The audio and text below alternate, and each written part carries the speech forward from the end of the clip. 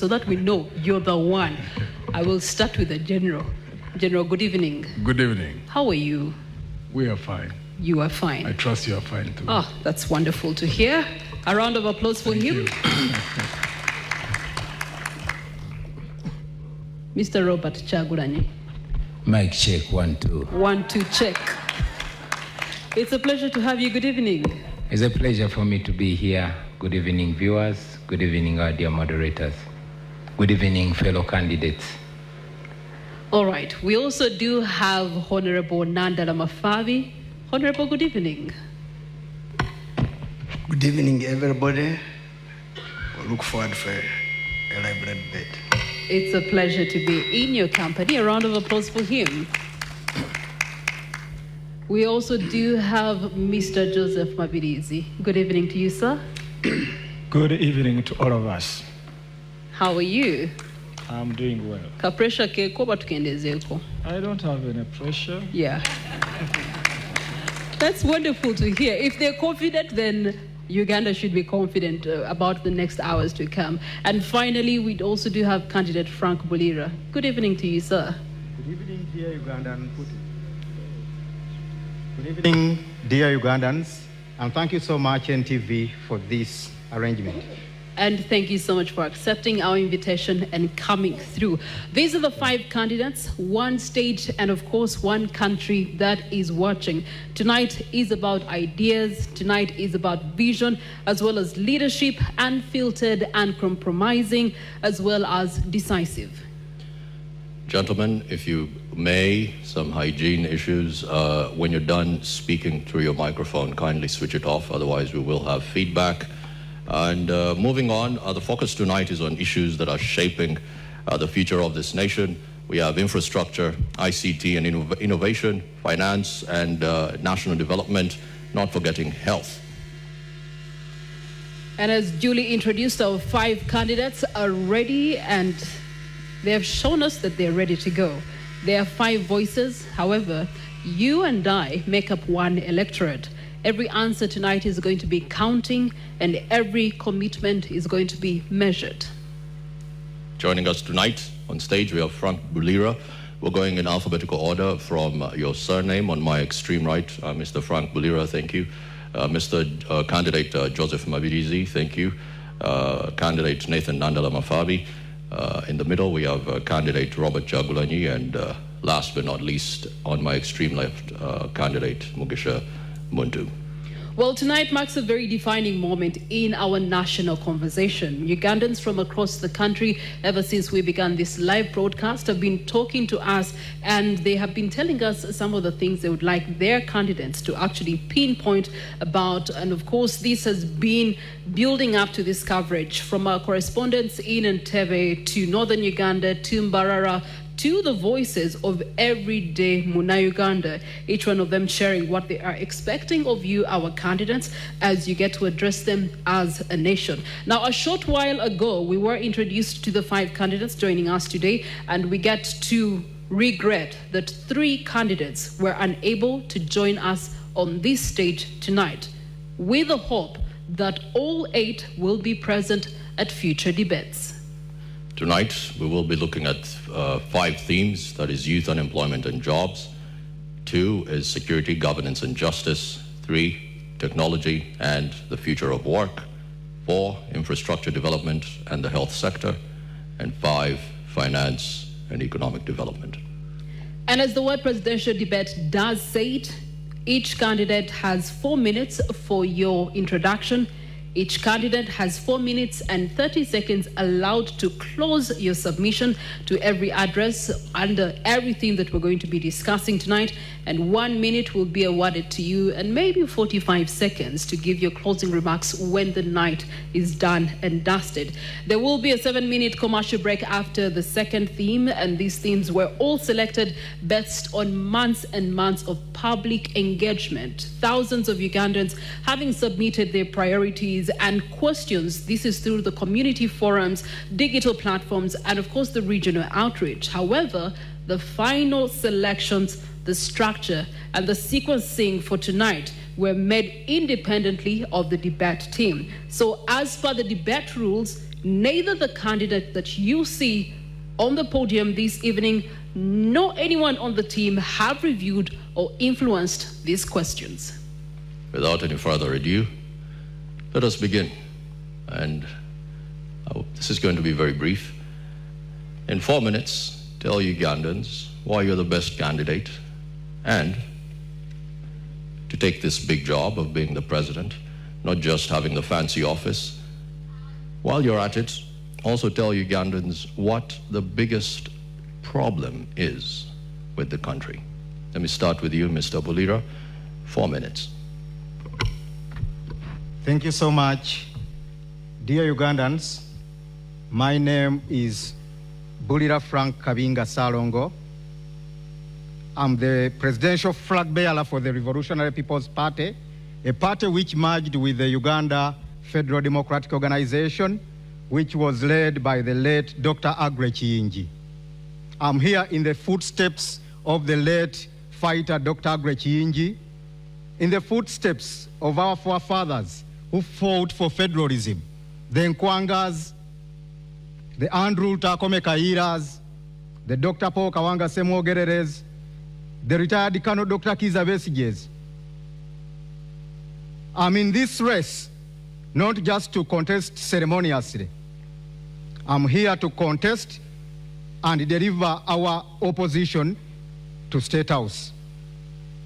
It has been a process of over 4 decades, and I think this coming election is going to close up each and everything. This is the time that we need to shape our country. There are only 2 big problems of our country, Uganda. Number 1 problem is Mr. Museveni. The second problem is the system of governance. That is why, as the Revolutionary People's Party, we are looking at federalism. Federalism is the way to go, and it is our core. The RPP, we believe that even if Mr. Museveni goes and we have another president and we don't change the system of governance, we shall remain in the same problems. In my first 100 days, that's why I pledge that Uganda is going to go federalist. Bulira Frank Kabinga, I was groomed by the Uganda Young Democrats. I started my politics in Kasubi Church of Uganda Primary School way back during the CA times. I joined Uganda Young Democrats in the second generation after the Dr. Lurume's first generation of UID, the Mabikes. I was part of the second generation, and I was the spokesperson of the Uganda Young Democrats under the leadership of Susan Abo by then. Then I was the students' leader for Uganda Young Democrats until I joined Dr. Aggrey Kiyingi. I joined Dr. Kiyingi purposely because I wanted to remove Mr. Museveni, period. I didn't want to overstay in the opposition. You all much well know that Dr. Aggrey Kiyingi was standing in the true path of changing this country. In fact, if Dr. Kiyingi or Dr. Besigye had been in this race, I wouldn't have contested, because they are the only 2 people who had solutions to changing this government, who were focused on removing Mr. Museveni and with realistic solutions. We have done enough politicking, and it is now time to remove Mr. Museveni. That is why I also argue my fellow candidates, fellow contestants, if they are really genuinely looking at removing Mr. Museveni first, to join me, and we remove Mr. Museveni. We shall sort other issues regarding parties and our aspirations after removing Mr. Museveni after 15th January. So I'm here, dear Ugandans, presenting myself as your next president come 2026. My campaign was derailed. As you know, Dr. Kiyingi, he was living miles away from Uganda, but he was the most feared man. Mr. Museveni feared Dr. Kiyingi more than opposition leaders sleeping in Kampala and Wakiso. You know that. It's a debate, Mr. Frank Bulira. Your time is up, 4 minutes. But since you want to remove Mr. Museveni, then I ask that you move from your seat and come sit next to these two gentlemen, in between these two gentlemen who have also rightly said that they're doing the same thing. Please stand up and come and sit in between the general and the one who's promising a new Uganda. Though I'm number one, It is okay. We shall decide on 15th. Thank you very much. Each candidate being reminded you have 4 minutes for your introduction. And now we move to the second candidate, candidate Joseph Mabirizi. Good evening once again. My name is Elton Joseph Mabirizi Salongo from Conservative Party, the party which has outlived generations. In CP, we have the uniqueness that we stand for. Number one, it's about the governance, which requires fabrication to come up with something new which can fit in the generation we live in. We stand for regional governments, and when we talk about regional governments, many people will ask, what do you mean exactly? We have 16 regions of Uganda, and those 16 regions must have small governments where they share power with the central government. Uganda is like a sinking boat in an ocean. Without coming up with a regional government, we would have done nothing, even if we elect any other leader. So regional governments, this is where power is shared, resources, responsibilities are shared with the central government. And when you come up with such a government, you would have dealt away with so many problems of Uganda that we are facing today. For example, the problem we are facing where all authority belongs to one person, where security is just in central government, where taxes are collected and just go into a small group of people to govern that. So there is a great need to institute regional governments to ease service delivery, at the same time creating a lot of jobs, which is a problem that we are facing today, but also working on the system of education that we are having in Uganda, which does not help parents, it doesn't help the graduates, the learners, it doesn't help even the government. The first beneficiary of the citizens or the graduates, it is the government. But when they finish, you find that there are no jobs, which has created a lot of dependence. people who are working are very few. And many depend on others. Thank you. Thank you. Thank you for that, sir. On to you, Mr. Mafabi. My name is Nandala Mafabi. I came in this election. I come from Forum for Democratic Change. Our theme is fixing the economy and the money in our pockets. The current problem in Uganda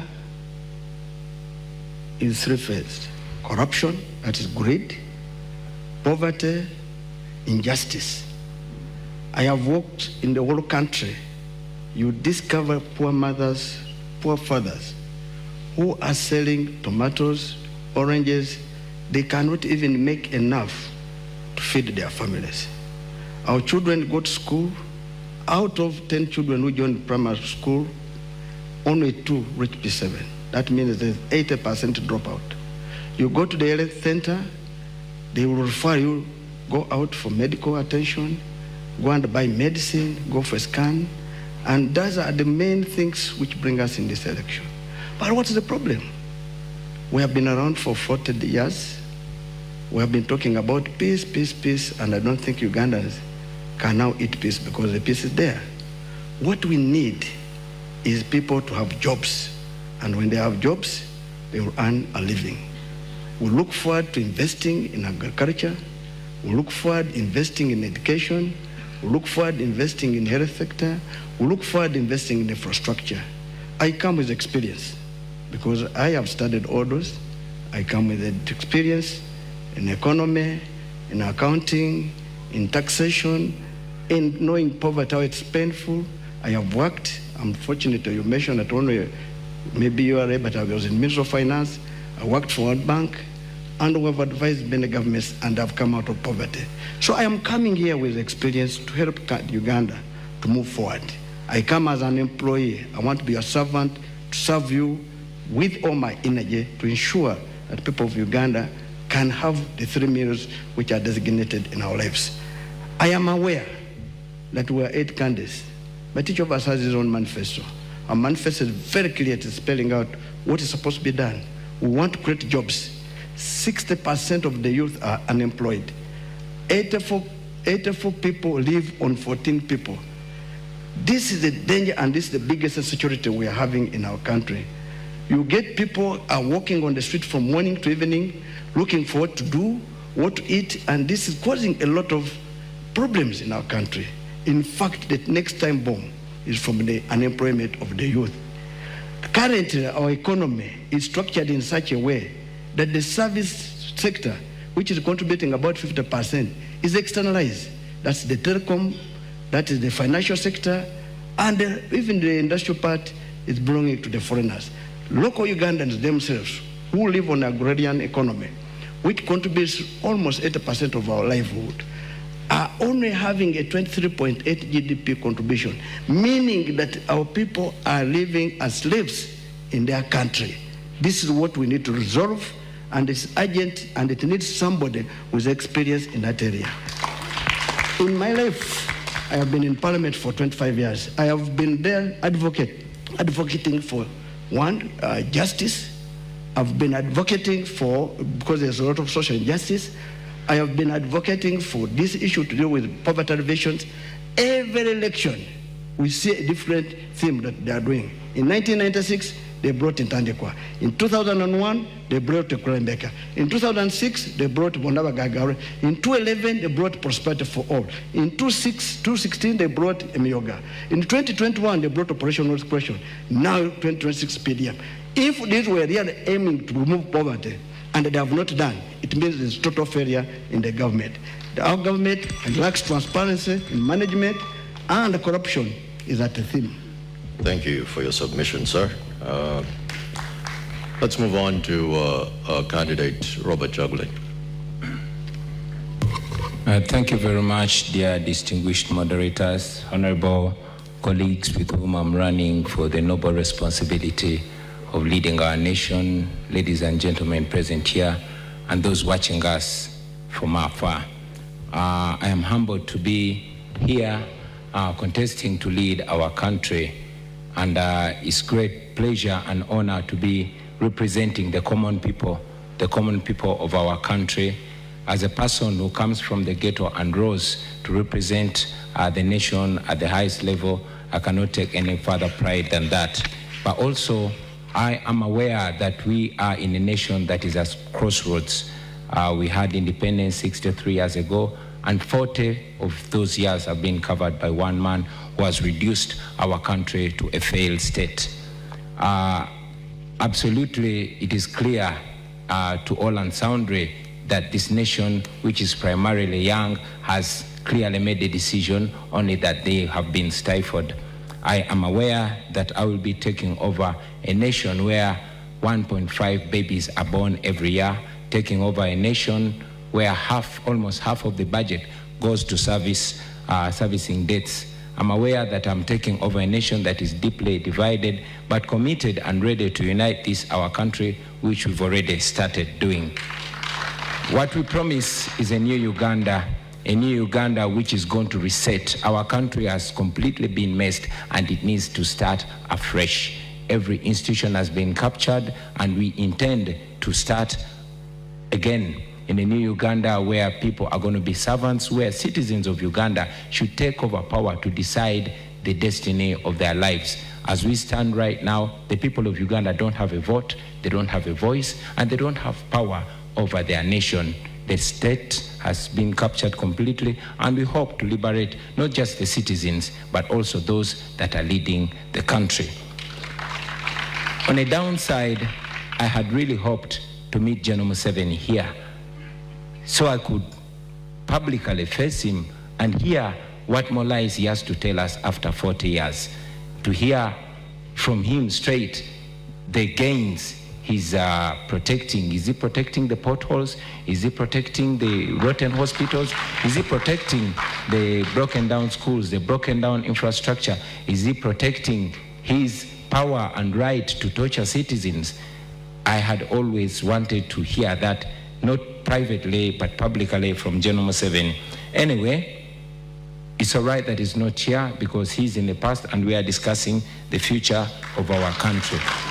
So I'm very glad and I hope to share ideas and to teach and learn from our colleagues. But of course, I must assert it that the people of Uganda, especially the young generation, the new generation that I largely represent, is committed to changing their country and to taking back the right to determine their destiny. I am ready and committed to lead the charge to change Uganda, so help us the Almighty God. Thank you. And the final candidate for the evening, with your introduction and why Uganda should believe in your cause.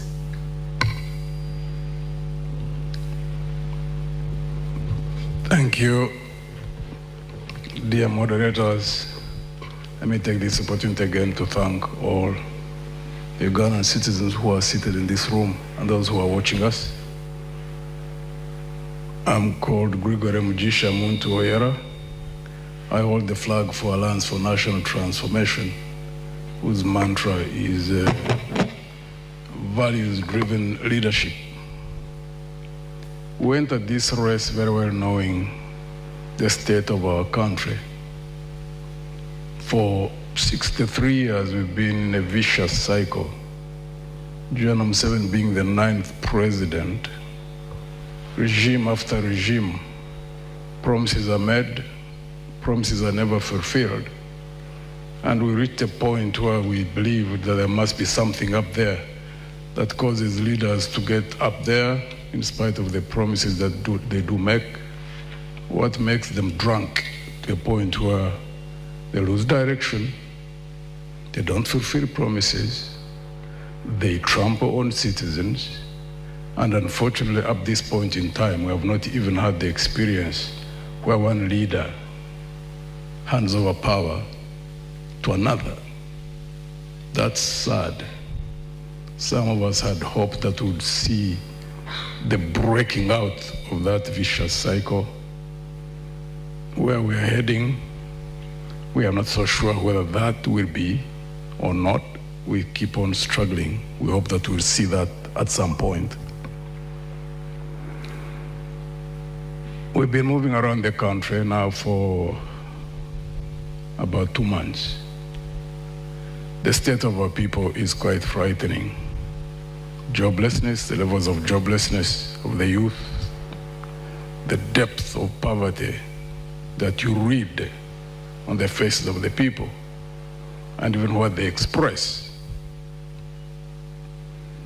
The lack of drugs in hospitals, government hospitals, and very well knowing that there are those who can't afford to go to private hospitals, which means they can't afford the bills, which means that most people just go home to die, getting jobs.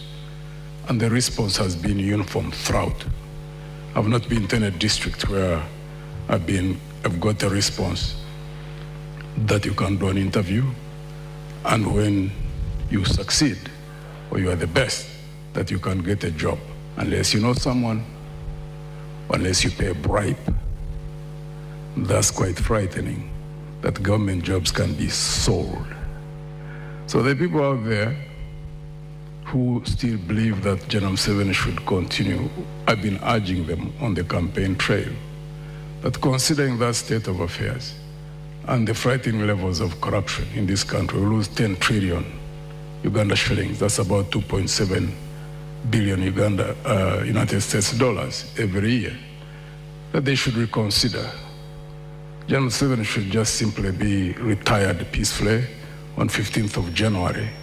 And I've been urging them to look amongst the 7 of us and select one who can lead this country from the vicious circle in which it is, the mess at which we are, also considering the frightening levels of debt. We cannot trust them in education, neither can we pin them in training. Youth unemployment is standing currently at 16.3% compared to the 11.7% overall. When we look to the female perspective, there the youth unemployment is also closely higher at 20%. The figures do go on, but each year about 700,000 people do enter the labor market, but only about 34% of that figure is actually absorbed in jobs. Candidate Frank Bulira, given these realities, what concrete measures beyond the national employment strategy, beyond the national development plan 4 that we're currently running as a country, will you implement in your first 3 years? 1, to raise job absorption well above 34%. 2, cut the youth NEET rate by at least 10%.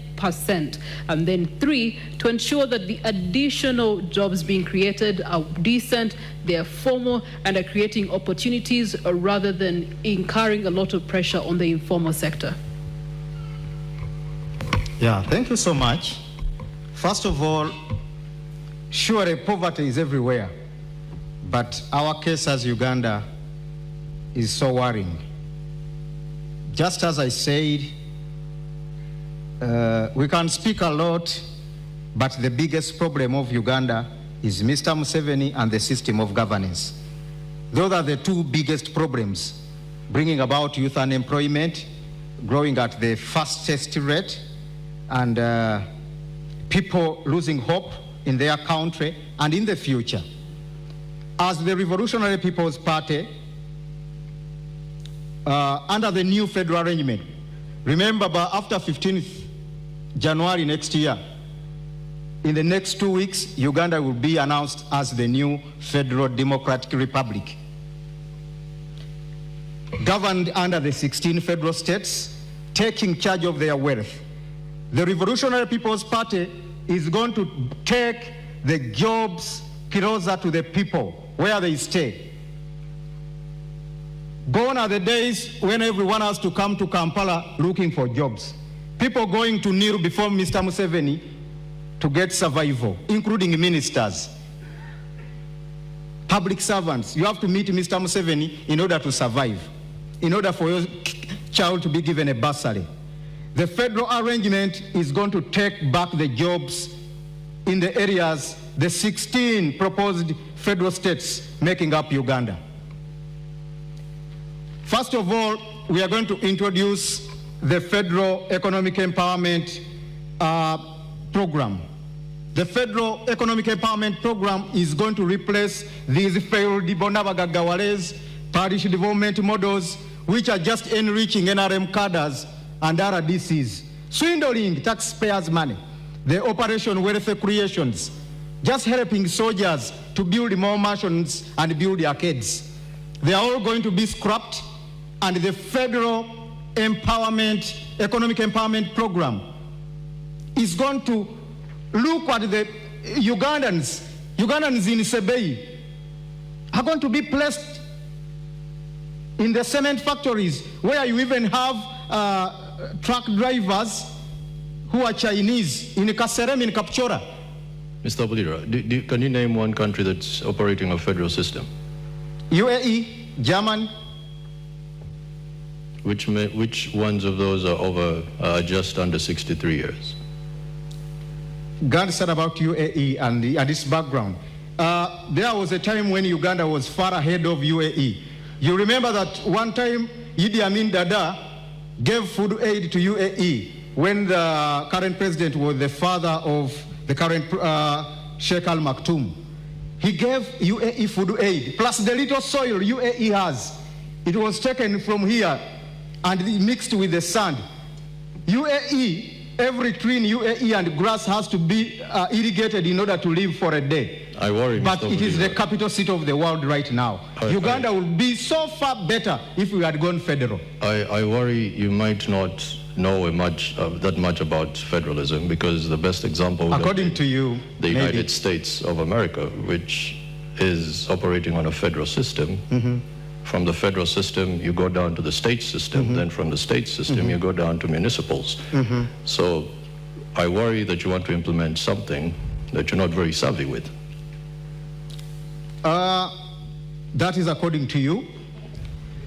No, this is the biggest economy in the world. So if you're to give an example, at least let's go with one that has... I give the example of UAE because it's the country I know most. The king of Dubai is my good friend Sheikh Al Maktoum, and the president of UAE, Sheikh Nayan. So it is a live example. My second home is in UAE. I've admired a lot from UAE under their arrangement, whereby you don't need to go to Sharjah when you are in Abu Dhabi to get a service. Everything is in a different is well catered for in a particular federal state or province. Provinces are competing. When Abu Dhabi builds a big skyscraper, Dubai will bring Burj Khalifa. When Al Alain does this, in the end, the country ends up developing. In Nigeria, you don't need to go to, if you are in Lagos, you are contented. You don't need to go to Abuja. You don't need to go to Kumasi. So, Kumasi is in Ghana, but thank you. You have run out of time. Thank you, Mr. Bulira. As you can imagine, it is going to be a very heated conversation, and if I do jump in, my credentials might permit me to do that. On to the next candidate. Let's look at Mr. Joseph Mabirizi. Quick question, Mr. Mabirizi. Are you familiar with the Malabo Declaration?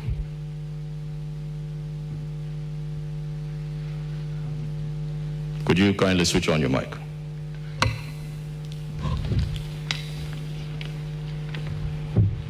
Are you familiar with the Malabo Declaration? So many declaration has been done. That is a yes or no question, so sir. Which one do you mean exactly? Malabo Declaration, Africa Union.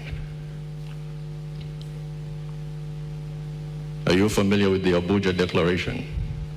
Which one in particular? Because several of them. There are several which has been done. I wouldn't want to eat into your time. Are you talking about the climate one? Are you talking about which one are you talking about? Okay, let's talk about agriculture. A declaration was made where 10% of revenues going through this fiscal plan when it comes to spending of any nation that is privy to the African Union spends 10% of their revenue on agriculture. As you can imagine, Uganda does not do that. That being said, what would you do in your first few months as president of Uganda to fix that? We have a very big plan about agriculture infrastructure, where we want to encourage much of small-scale industry, where people can use simple machines in agriculture. Like hoes? When I talk about simple machines, I know even a hoe falls under that, but there are other machines which are not big tractors, and those ones which are operated just with small engines. There are those ones which are operated manually. They just push them. So there are so many. So I'm not talking about only a hoe. I'm very confused. Are we talking about combine harvesters? Are we talking John Deere? Are we talking, I'm very confused. Going back to plowing with oxen, which one is it? Give me something concrete. They are tractors, but now I'm talking about the simple machines which use these simple engines, which are affordable. They don't consume a lot of fuel, and they are being used in Malaysia. So you can visit Malaysia, because for me that's where I saw them. So that's what I'm talking about, that once we trade that and bring it into our nation, we would have helped a lot in agriculture.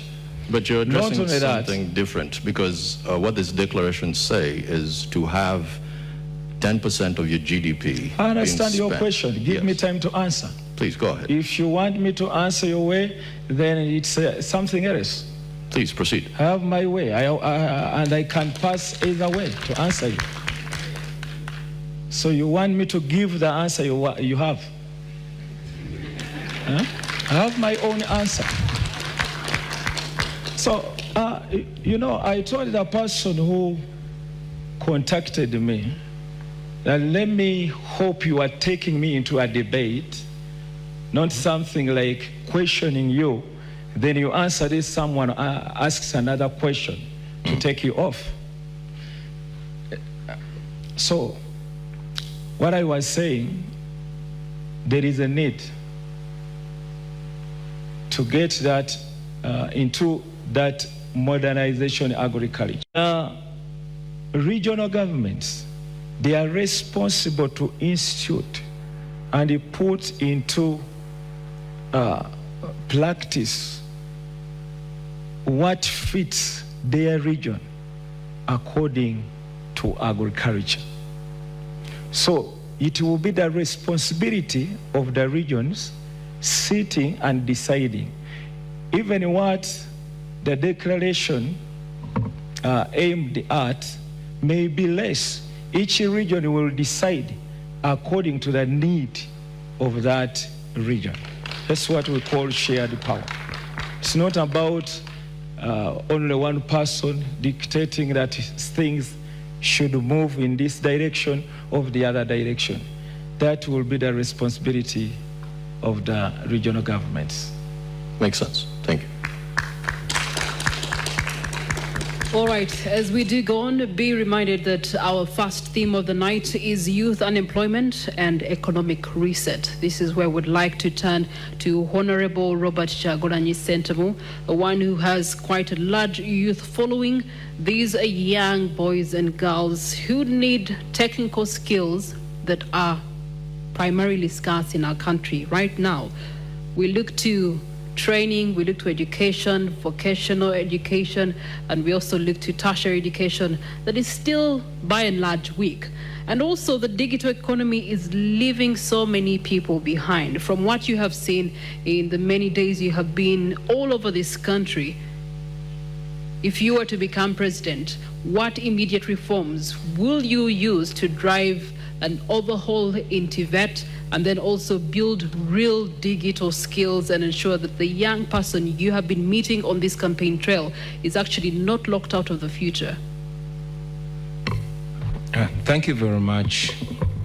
And I'm glad you mentioned that indeed we've been traveling all over the country. For me, this is more realistic than idealistic. These are not just statistics. These are realities. These are people who've been there and in every urban town we've reached, you've seen hundreds of young people that show up, that are desperate, they're strong, they're talented, they want to work, but these are young people that have been failed by a system. It should be noted that Uganda is ranked the most entrepreneurial country in Africa. However, the young people are being failed because 70% of the small businesses that are started do not live to complete one full year. They are failed because of high taxes. They are failed because of the cost of money, high interest rates. They are failed because of high electricity rates. They are failed because of high transportation, and this comes because of the broken down transport infrastructure. As a national unity platform in a new Uganda, we have a plan of establishing 10 million jobs. From here, we're going to do this by leveraging the tourism sector. As you know, Uganda is immensely gifted. We're going to leverage the manufacturing sector, and most importantly, the creative industry. Now, having come from the creative industry, I know the potential of the creative industry. Uganda is equally as talented as Nigeria, or even more talented.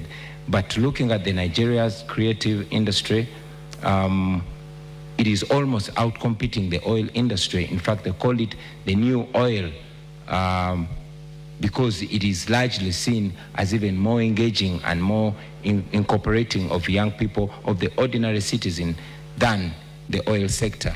Now, our plan is as follows. First, we want to empower and support the small, medium enterprises and the cottage industries. Now, for the benefit of our voters out there, cottage industries are the small scale industries, mainly in homesteads that are majoring in production. These, we must understand, looking at the growing economies of the world, these have been the unsung heroes of these growing economies. China, India, Brazil, name it. So, looking at these examples, we think it can be a benefit in Uganda. I'm looking at areas, especially these that are near borders, like Arua, like Chisoro, like Kabale. If they are supported, they could boost even production, and they could even boost export, looking at production of textiles. When you say supported, what does that mean? Supported means cutting down, reducing the cost of doing business, reducing the power costs, reducing the cost of money, reducing the interest rates, investing in transport infrastructure. This would make it easier for them, and it would boost them. Also, it's important to mention that in this line, we want to boost production.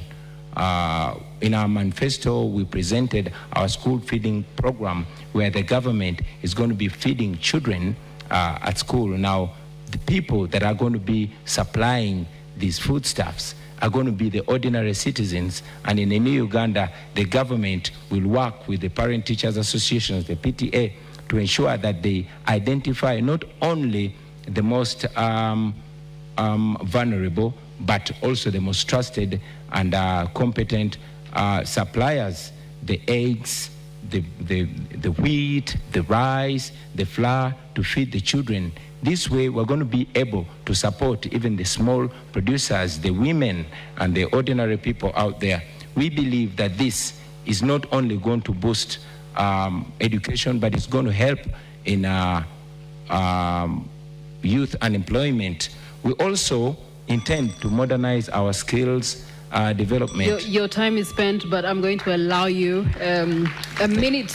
You have made recognition of manufacturing and tourism. These are high level in terms of strategic for any presidential candidate. Leaders have been describing it as Uganda's economic growth. However, there's one structural problem that still hinders both sectors right now, and that is unreliable power supply and high electricity costs. What's your solution?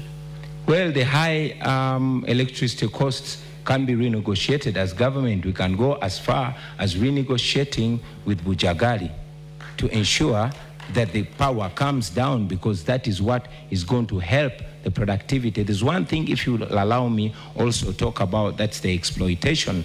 The current government prides in youth employment, where mainly the industries that are owned by foreigners actually exploit the citizens to an extent that young Ugandans are paid as low as 3,500 shillings a day.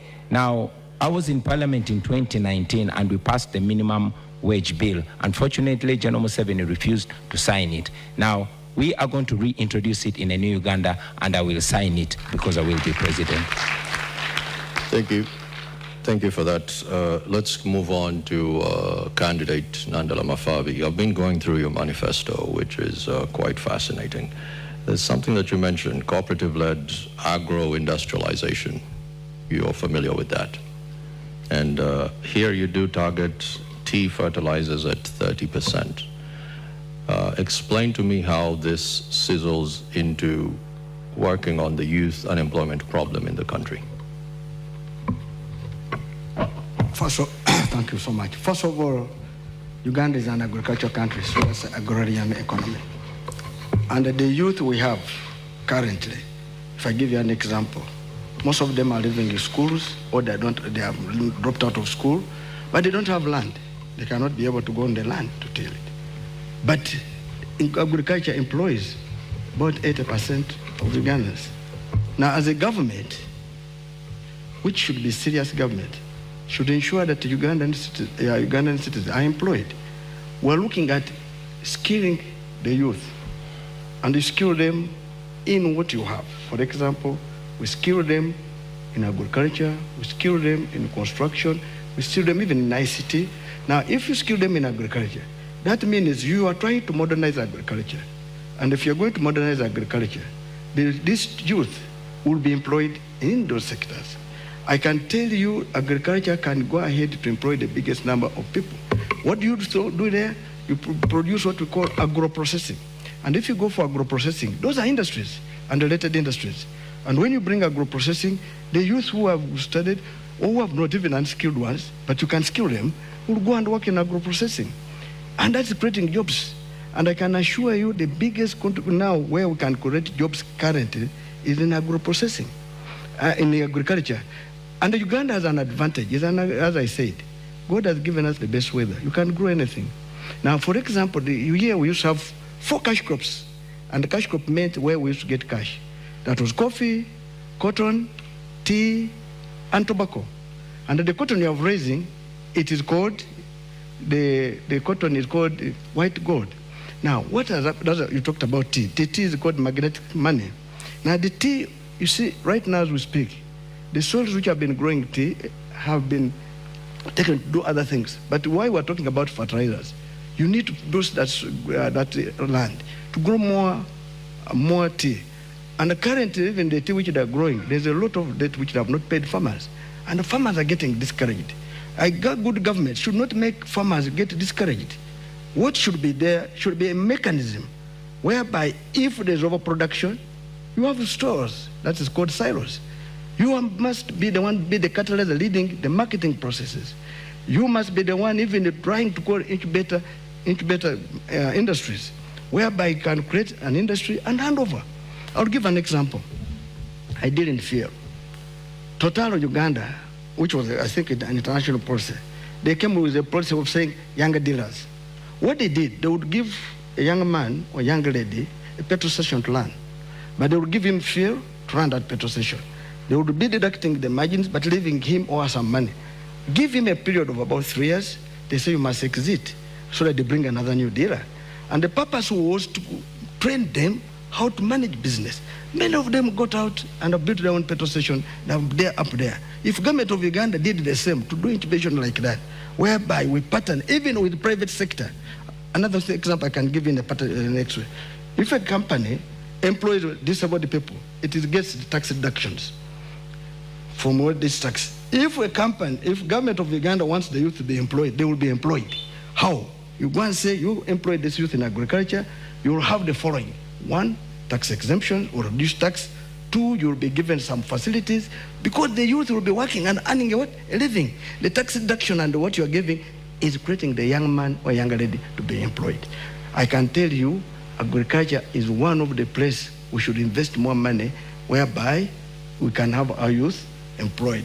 You talked about... I know you're running out of time. I just want you to touch on this, right? Having worked for the World Bank, Rwanda does a very good job in Nyungwe with the tea processing. How would you use that example to address that? I just want you to help us on that. That's actually a positive, because I'm listening to a lot of sense here. Come again? Rwanda is growing a lot of tea in their Nyungwe plantations, and you, having worked in the World Bank, I know you use a lot of case studies.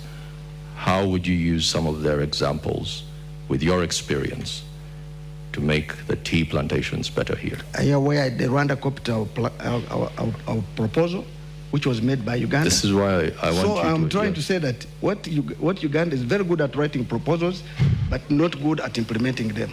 I am trying to tell you that this what I'm raising can be done. Tea can generate money, tea can generate jobs. Because I'm saying that when we, first of all, the tea farmers will get money. The processors will get money. The transporters will get money. What I'm trying to say that if our target is to invest in tea, which we are putting in our manifesto, those tea growing areas will be, we have talked about subsidizing fertilizers, putting, you see factories, when you're trying to do a factory, you lead. Because a person going to the bank to borrow money is more expensive. But the government can put a factory and hand it over and tell these people after a particular time, you will have paid the factory for and go away. Currently in our country, I will give an example. There's a gentleman who was involved in the tea industry. What he did, he even borrowed money from a money lender. You know Uganda now is being led by money lenders. What happened, the cost became high. He took my minutes. Please. Kindly, yeah. He took my minutes. Listen to me. So when he could not pay, of course, there was a lot of loss. Our country has been done in such a way that cost of capital is too high. And because even the reason why cost of capital is high is because of government. The biggest borrower is government. So it crowds private credit. And so when someone goes to the commercial bank to borrow, they will say, no money, or they give you at an expense, maybe with more conditions. Now, what I'm trying to say, in the tea sector, if me become the president, I will tell you that it will be a deliberate effort to put industries, to put processes, so that credit, which should have been somebody going there, will be given by government beyond leading it, so that we create jobs in that sector. Fertilizers will be given on subsidies. And I can assure you the tea sector is the best now, because initially we had 4 of them, 4 ranking in. Tea can even overtake coffee. But of course, coffee is still high. In the current situation now, it is coffee followed by tea. Now we're getting a lot of money from tea, but also the marketing process are being driven wrongly. Government should lead in this process. I can assure you, I believe tea will create jobs and will make our youth be employed. All right, thank you so much. Staying matters agriculture, our national anthem does pride in our agriculture backbone, good climate and fertile soils. Gregory, Mugisha, Muntu, many households are remaining in the subsistence economy right now as we speak, mostly in subsistence agriculture. You do have the standing current government prioritizing agro-industrialization, manufacturing with the incumbent, ensuring that there's a spread out of business and investment parks across the country. But there's also the element of tourism, construction, trade that are low-hanging fruits. Oil and gas, we've been promised that next year it should be bearing us some fruits. There's also works and transport. All these to acknowledge that there's a high failure rate of youth-owned businesses without systematic support in those particular sectors. How do you intend to actually ensure that there's policies, that there's public investment, that there's procurement that is geared towards ensuring that the young people's uptake into these sectors is one that will help them leapfrog from the statistics we know of?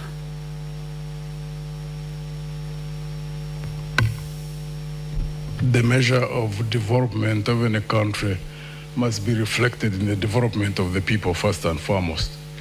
In Uganda, where 70% of the population is in agriculture, fisheries and crop as well as the dairy industry, you have to focus to lift those people from the levels at which they are.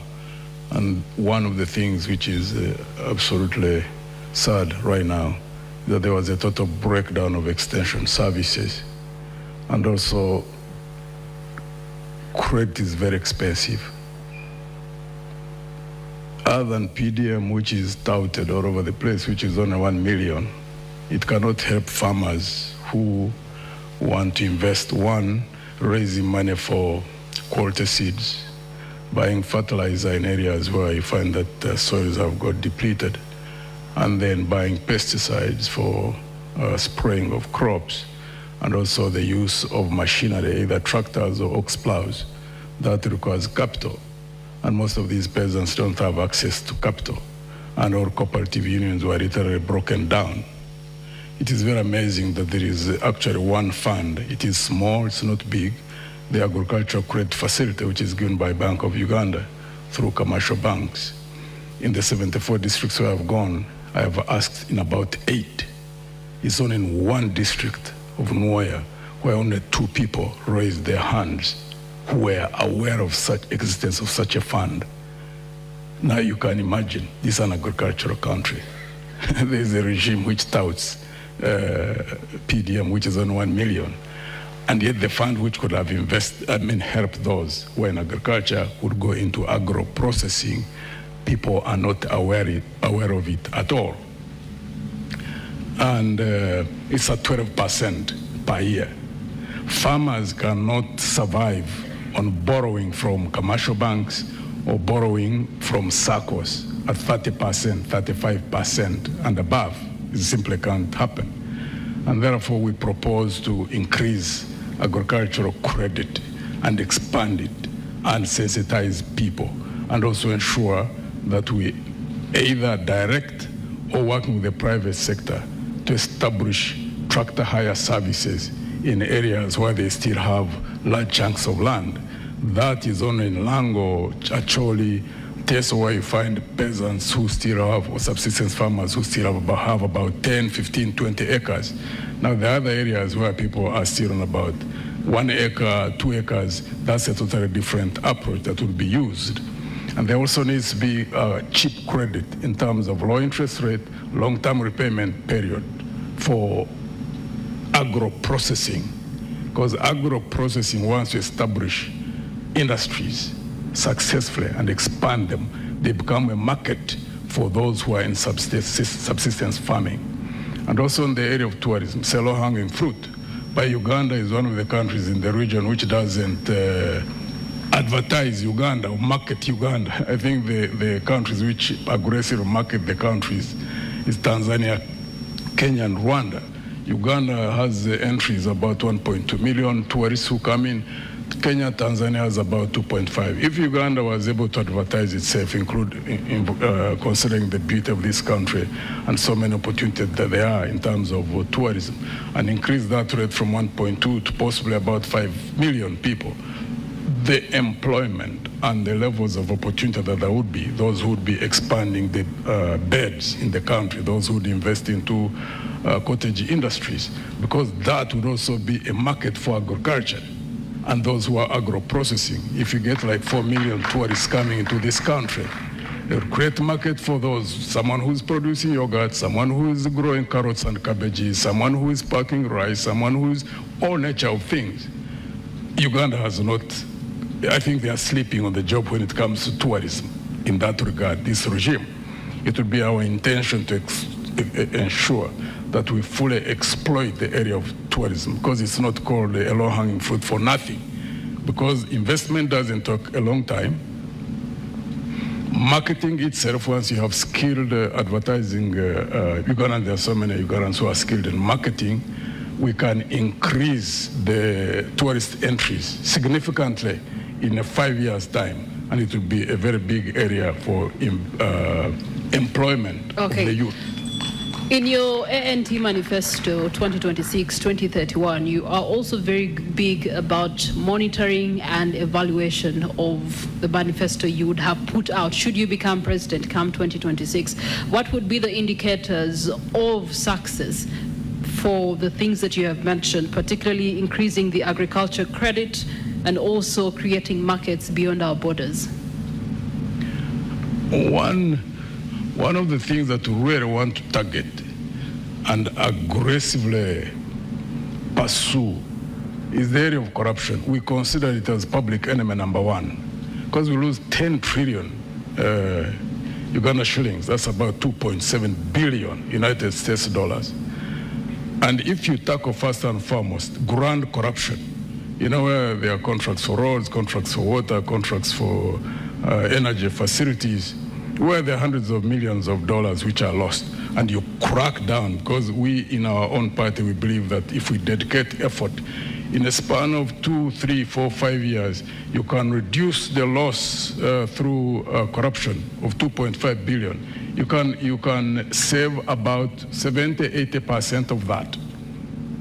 Reinvest it into the sectors which are needed: education, health, and also areas like I've already talked about, like in tourism. One, education, it may take a little bit of time to bear the results, but it's the highest form of wealth for any country that wants to develop. Because we are clearly aware that even countries which have nothing, not even one single mineral, when they invested in education, high quality education, skilling their labor force, and of course with good political management of those systems in such countries, some of them have developed. Example we keep giving is Japan. Now consider here, if you invest in good education, invest in having a healthy workforce, and also invest in agriculture, having food security, and also having citizens who are well fed. When you have those, plus the mineral potential which we have, and good political management, the sky is the limit for this country. And the sky is the limit for your time. Thank you so much, Gregory, Mugisha, Muntu. We're going to take a short break. As we do so, please be reminded the hashtag that we are running with is NTV Presidential Debate 2025.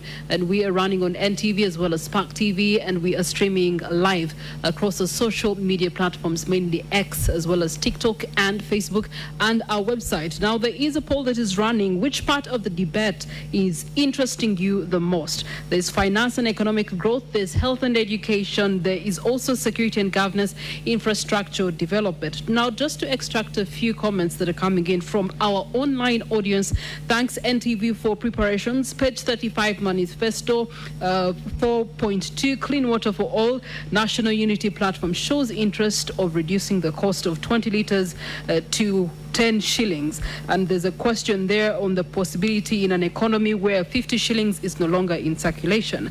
There's also one that has commented here, WAPS on X says, what are the specific national laws, regulations, and doctrine that a government that has power can actually use to ensure that there's a security, particularly regarding the arrests, the detentions, and the use of force and the such that is happening. Basically what we have been seeing in the most recent days as far as security and stability is concerned.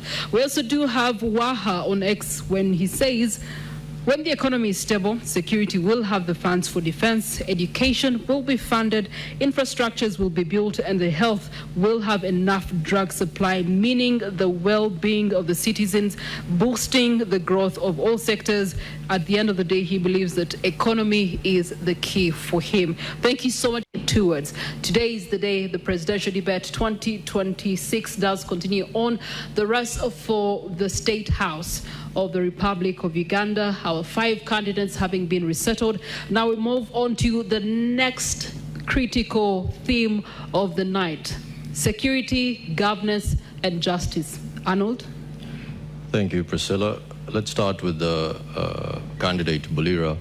I like that you brought in the UAE, arguably one of the safest countries in the world. Let's look at some statistics. The Uganda Bureau of Statistics, the data does show that 61% of Ugandans feel safe walking alone. Only 61%. This is from the Uganda Bureau of Statistics. With such data, what would you implement to make sure that Ugandans feel safe and ultimately attract foreign direct investment to the country? Thank you. Yeah, thank you so much. Security is so important. It is so important that it can bring down a country, insecurity can bring down a country within just 1 week. Under our new federal arrangement, we are going to put emphasis on building a more professional army. Professionalism in the security and military forces will curb the useless arrests. Having a decent and presentable army, plus police and intelligence, and at the end, the country will be moving forward with other democracies. As the Revolutionary People's Party, we are looking at having a police and intelligence services that don't persecute or torture citizens, but rather help in building the country and bringing about sanity and following the Constitution of the Republic of Uganda. We are looking at strengthening community policing and improving the welfare plus training of our police force. In fact, the RPP is going to change the name of Uganda Police Force to Uganda Police Services. Police, it is supposed to be a service, like in other countries. It is not to be, we are going to demilitarize the police force. The police force, make it a police service, just as it is in Zambia and other countries. Police is going to be a service, not a force. Mr. Museveni did it deliberately to call it a force and keep it, calling it a force so that it can be used to cause brutality to innocent Ugandans. So we are going to change the name Uganda Police Force to Uganda Police Services. Then, I'm sorry, I'm not using a lot of English. The English, too much English will come after swearing in. Right now, I know the people we are communicating with. The Wananchi, I want to speak and so that with the Wananchi, I'm going to lead well, understand what I'm saying and what their country should be in the next 5 years. So I'm limiting the too much English. It won't help us. Right now, we want to remove Mr. Museveni, bring back sanity in Uganda. The rest will come. So the Revolutionary People's Party is looking at having a force that will be focusing on internal security mostly. We shall not deploy our military forces out of Uganda on useless battles. Our sons and daughters have died in Somalia, South Sudan, in useless battles. Yet they are supposed to protect Ugandans. Just as you said, Mr. Segawa, people are not safe. Mr. Museveni went to the bush to bring about sanity and safety in this country. But people are not safe. There is no safety at all. Insecurity is added on the tortures, on the brutality, and the country totally just needs a change. The Revolutionary People's Party is also looking at motivating the police forces. At least the minimum salary a police officer should get will be $500, in addition to an allowance which will be given by the federal governments in the different regions. And we are going to recruit these police officers according to their regions. It doesn't, why does a DPC from Kiruhura, someone is from Kiruhura and is a DPC in Kapchora? Someone is from Bushenyi and is a DPC in Gulu, as if there are no Acholis who can be DPCs in those areas. So we are going to make sure under the new federal arrangement that we recruit police and position the police ranks according to the different regional setups. This is not sectarianism, but it is someone who would well work on, will well serve his people diligently when he's coming from that particular area. We shall have a force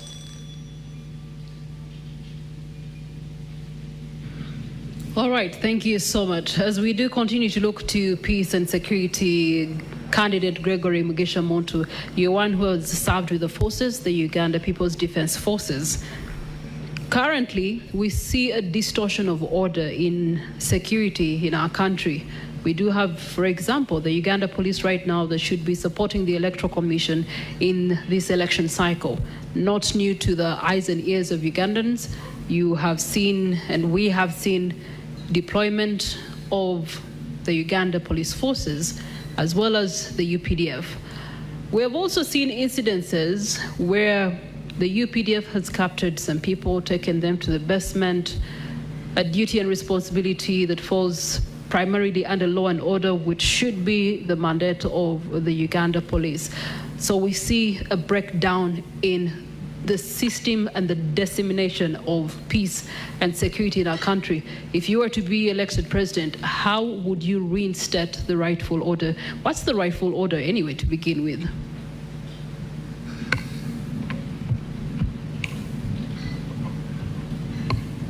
You cannot effectively deal with the security problems of the country unless you deal with the political question first.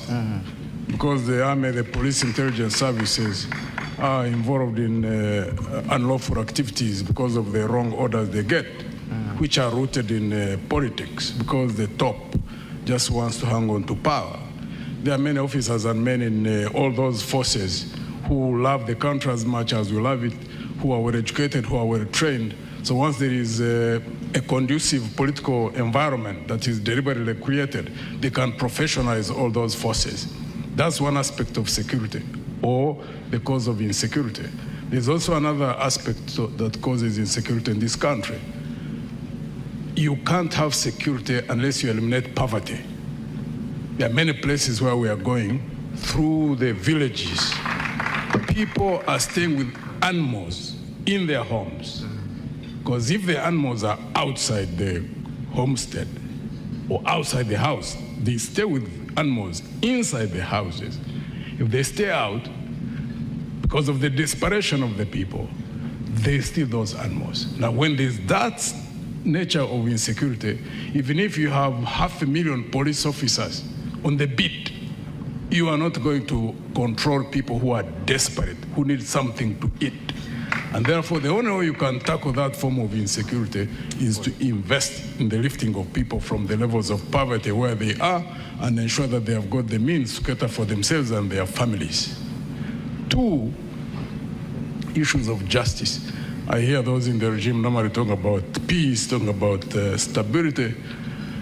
Peace is not the absence of conflict, it's the presence of justice. So justice and stability and security are more or less interrelated.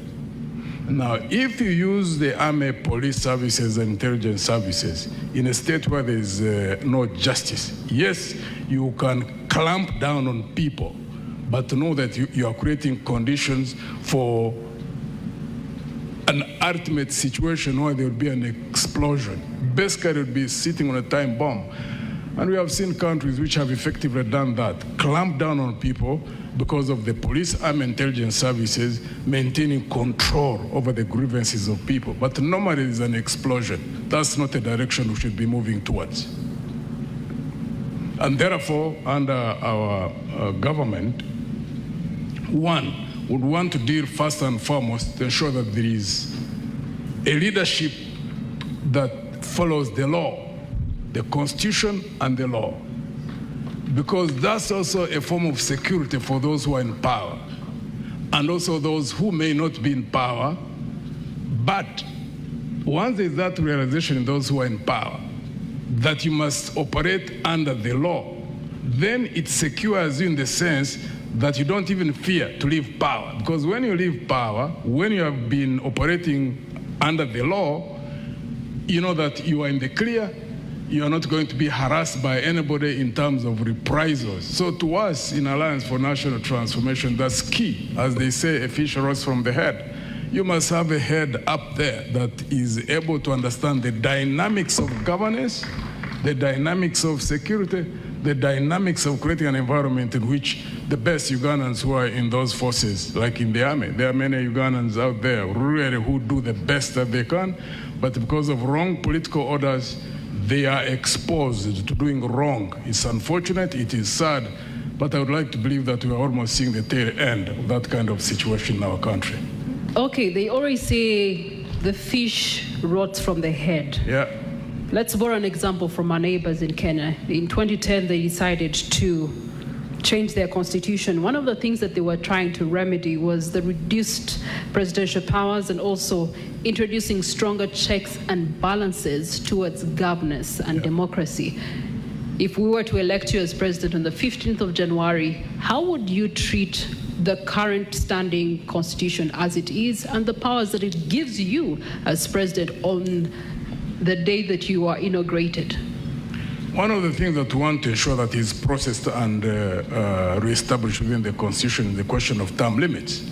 However, constitutions alone are not the issue, because we have had many countries where they have been the best constitutions, but they're always overridden. Why? Because of the culture.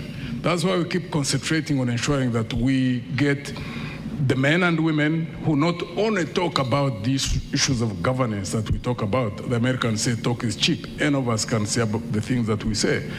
Culture, to change culture, you must get people who are in leadership who are acting out of conviction. If you don't get people who are operating out of conviction, I mean, who can't market oneself? We've seen that happen in the last 63 years. That's why our focus is beyond removing what we don't want. We must focus on doing that we want. That's why we focus all the time in Alliance for National Transformation.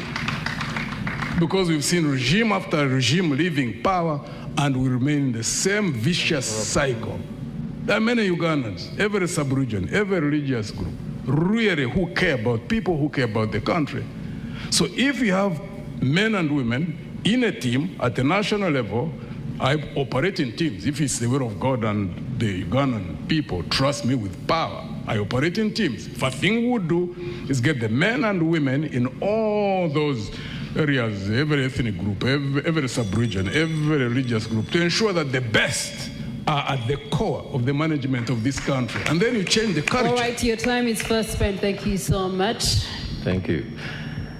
Candidate Kyagulanyi, you've heard, I want to ask you a quick question, yes or no? Then I'll ask you my next question. You've had retired General Muntu say he works in teams. If you were inaugurated on the day, would you be happy to work with anyone on that podium? Yes. Okay. My question is, given that 14 to 17 Ugandans still pay bribes, over 88% see corruption as a concern, tell me, what do you see yourself doing to change our corruption perception index where we sit at 35? I mean, it's terrible. Please ask the question again. So right now, the statistics do show that 14% to 17% of Ugandans pay bribes, and 88% of those see corruption as a concern in the country. What would you do to improve Uganda's corruption perception index, which is terrible? Thank you very much. You see, before we find a solution, it's very important for us to analyze the problem. I think it all begins and ends with leadership, and Mildred mentioned it a few moments ago, that the fish rots right from the head. It all goes back to governance. It all goes back to the political will to fight freedom. As we stand right now, the Inspector General of Government, the IGG, Muliagonja, mentioned some time ago that the big fish in corruption are always pursued and they hide behind the president. We are in a country where the head of state is the chief priest of corruption. You have seen scandal after scandal, and all the culprits of corruption are protected by the head of state. You saw Anita Among, the current Speaker of Parliament, sanctioned internationally because of corruption, by being protected by the head of state. Just a few days ago, a person that the court actually said had a case to answer on corruption, a minister called Lugorobi, he was cleared. Meanwhile, on the same day, other people were being arrested. There was allegations around Parliament, allegations of corruption, and the leader of opposition, who happens to be in presence today, wrote to the IGG to investigate those cases, and the IGG went mute. You have seen scandal after scandal in Parliament, 40 million bribe, 50 million bribe, 100 million bribe, all in exchange for the passing of classified money to be used by General Museveni, etc., etc. We have demonstrated our stand on corruption with the little power that we have. And we indeed continue to commit to Ugandans that as president, I will lead by example. When the president fights corruption, when the president observes zero tolerance to corruption, it goes down to the ministers, goes down to the permanent secretaries, and all the way down to all government officials. Our commitment will be zero tolerance to corruption. We've demonstrated that, and we will ensure that anybody that puts their hand in public money, the hand will not come out there, but the neck will go there as well. Thank you. All right, thank you so much, Robert Kyagulanyi. Nandala Mafabi, if you were to become president, how will you change what Mugisha Muntu referred to as the culture? So there's the command culture that we're seeing right now. There's the oversight of security forces. And in the most recent days, as has been pretty much the last 3 electoral cycles, we have seen infringement on rights and freedoms and a fair playground for all the 8 candidates in the race. Right now, you were 8. You've been able to see what has happened to Mwami neighbor, Robert Kyagulanyi Sentamu there, as he was traversing areas of Mukono, Kayunga, the tear gas, and some people, as we speak, are not here with us today simply because of that. If there were some people in your government that were not happy with how you were doing things, how would you deal with them? First, to begin with, security is a cost. Currently, the budget of the current government, security is 9.7 trillion. 9.7 trillion. Instead of creating jobs or investing money in what? Security. And purposely to protect an individual. If you went now on the street, the insecurity you'll get there is not of a gun. You'll get an insecurity of somebody wanting to find something to eat. And that's why we're saying, first and foremost, to deal with the insecurity, you look at 3 things. The poverty, the inequality, and the injustice. If people have what to eat, they will not be on the street. There will be less cost in the security to police them. If there are inequalities, people will want to have equality. And as a government, you should ensure there is quality. Even our constitution is very clear. The country must be developed equally, where those who are less developed are given a special consideration. And this also brings a problem. Injustice. You treat others differently, others don't obey the law, is very dangerous. So what will happen? A good government should follow the rule of the law. And the rule of the law means everybody is equal before the what?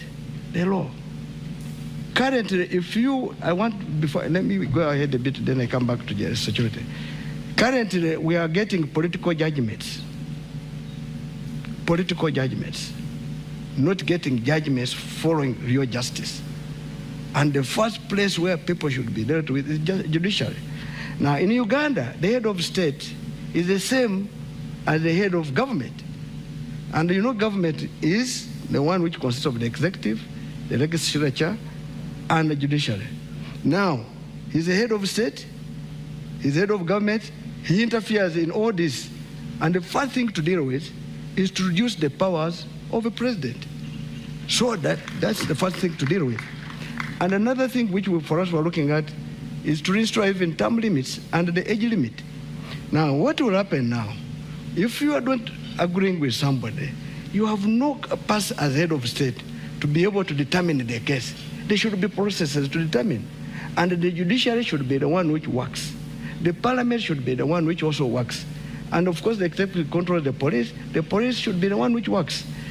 I believe if police was a real police force, which is supposed to protect the citizens of Uganda, to maintain law and order, it wouldn't be the one to fight the citizens. And that's what we're saying. The police should be a professional police. That applies to the army. The army should be the army which is a professional army, not an army which comes to terrorize citizens. Okay, allow me to interrupt. On that note, if you were to take over power, there's already a backlog in our prisons right now. 89% of citizens are aware of their right to seek justice, but only 17% are able to claim this justice and claim it in time, with only 15% knowing about the free legal aid in their sub-county levels. What are the top 3 justice sector reforms you would actually prioritize in order to deal with the backlog, especially for political prisoners, and disposal of targets, ensuring that this fairness and justice is delivered in real time? Yeah, that's what we're talking about, judiciary. You know, the judiciary does not function. If it is functioning, there are cases in those courts which are more than 20 years old, not decided. Now, those are both commercial cases and political cases. Now, political cases are basically for purpose of making a sitting government to infringe on the rights of individuals. So that's why the human rights organization, the Human Rights Commission, should be one of those enforcing this. The most important is to give capacity to Human Rights Commission, give it capacity, give it resources, and be able to investigate human rights abuses. Number 2, political prisoners, if you are in contestation of politics, it should also be decided in politics. There's no need to take your colleague in prison. If it is now like an election, allow him contest. Don't curtail anybody's rights. 3, access to justice. Of course, many people don't know their rights. And because even the access to justice sometimes is very expensive. Let me give an example. You go and get my mother deep in the village in the mountains, who will not know her rights. To go to court, you move maybe, say, 50 kilometers. What time will you reach court? You have mentioned the cost of justice. What strategies would you deploy to reduce the cost of justice? First of all, employ professional judges. You should not employ cadres. You should employ people who know their work. Number 2, you should ensure that there's public awareness. Where there is no one able to get justice, let's say getting a lawyer, the state should be able to provide remedies and make sure the person is represented. 3, there must be civic education. The civic education must be on radios every day, telling people that should you have this is what you should follow. This is where you should go. But here already was only talking about elections and PDM, what is not useful for now. This is very important, and that is a deliberate effort. You must invest in it. And of course, there must be also audit of judgments. The Judicial Service Commission, which is the one in charge of it, should audit these judgments to confirm if the judge was right or not. Of course, when I meet a judge, I'm meaning even the magistrate grade 1, grade 2, grade 3 going upside. So we will need that. Also, the other one is we employ people whom have not even investigated, audited. In Kenya, they did it well. before somebody is appointed, the public talks about them. Some of these people we employ are criminals, and they are the ones dealing with this. Some of them are merchants. So these are the things we should deal with. The public should come out, be public hearing before somebody is employed in the judiciary. Thank you for that. Mr. Mabirizi, there's an act in a certain country called the Pose Comitatus Act, and it basically prohibits the army from operating domestically. From your approach of regionalism, how would you fix the Ugandan army? As we've heard, reports now saying that they will be responsible for protecting the vote after it's been cast, which is domestic approach, usage. How would your regional approach address this? Thank you so much, Mr. Moderator. First of all, I want to arrest your fears. I'm going to start from the other end, not from where you want me to start from. You've heard me talking about regional governments. If you can recall, in 1980, there was a man called Mayanja Nkanj. Mayanja Nkanj, he could raise out his two fingers. The two fingers representing, number one, the government of peace, number two, the two governments. And those two governments, we are talking about the regional governments. And when it comes to regional governments, we are the CP, we are the architecture, the champion of federal. So we are talking about federalism, the tangible one, which can work to solve all the problems of Uganda. So in a regional government, where I've already told you that there is share of power, so the recruitment of soldiers, the policemen and so forth, it depends on the population of the region or per region. Not only that, but in every region, because it is in the set of a federal government, in every region, they have got judiciary department. In that small government, if in the courts call them small governments, they have a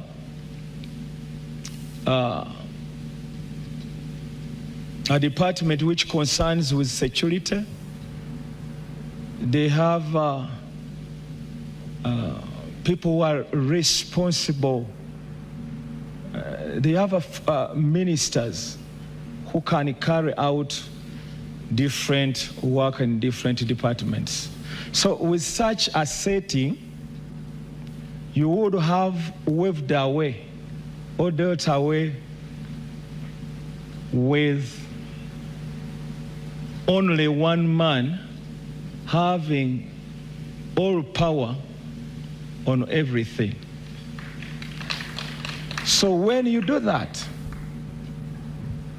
the regional governments cater for their security because they are independent in their setting. These are federal governments. So they cater for their security, though they do work with the central government because it's a shared responsibility. It's a shared way of handling and working or promoting security in a nation. So once you have instituted regional governments, you will not have any problem with security. And when we talk about security, security starts with the the citizens, getting to know who is my neighbor. So once the setting is in regional government, whoever enters that region, at least people get to know each one has got to know his neighbor. Once there is any visitor who comes, so they get to know that so and so has come in. So with that, and having put judicial courts in all those regions, secured jobs for people, people have shared the power and responsibility, so you will not face any problem which concerns security. So we don't need to borrow any other kind of security abroad or looking at a certain government. We can just do our own here. Once we get to know that what can solve all the problems of Uganda is federalism. Without that, leaving power in only one man's hand, nothing can change. Thank you for that, candidate Mabirizi. At this point, Priscilla. Well, at this point, you are reminded that we'll be closing this debate at 11 p.m. And as we do so, we do believe that you have reactions, you do have some comments.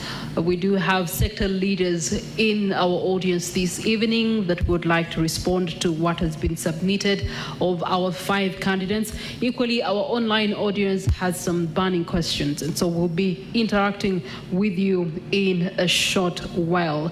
Let's start on our final bend, finance and economic development. And I'm going to start with the man who has told us that on the race to 2026, he intends to put money in what? In our pockets. Hey.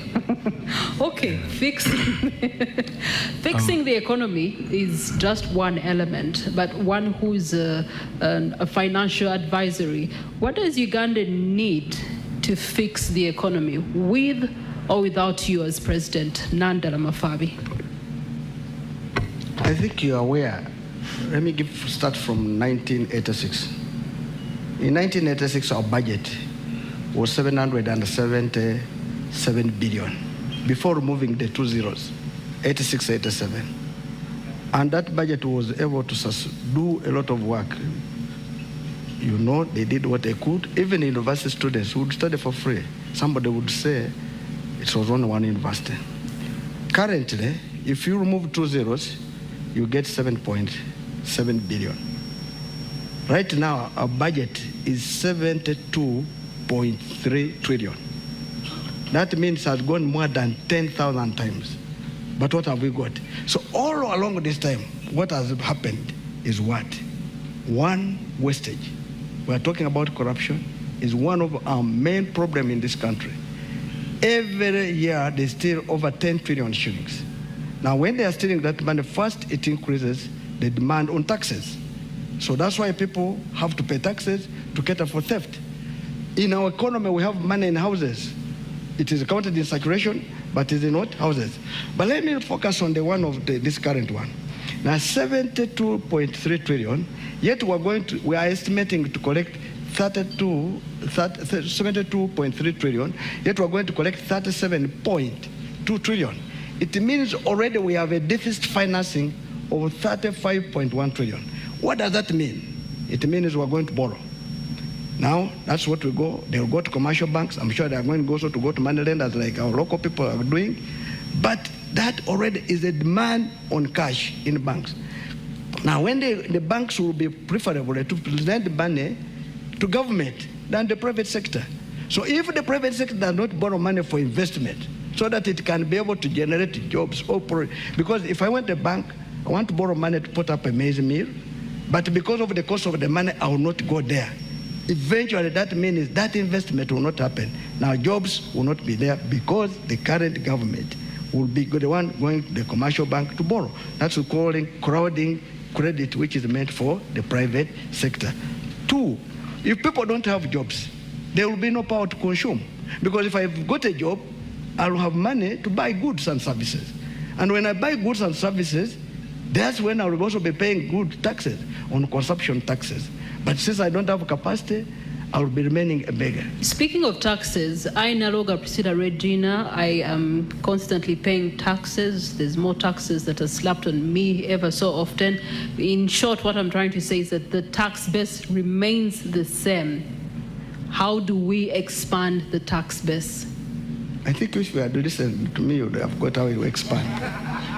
Because I've said, if you have overcrowded, you have crowded the credit for the private sector, there's no investment.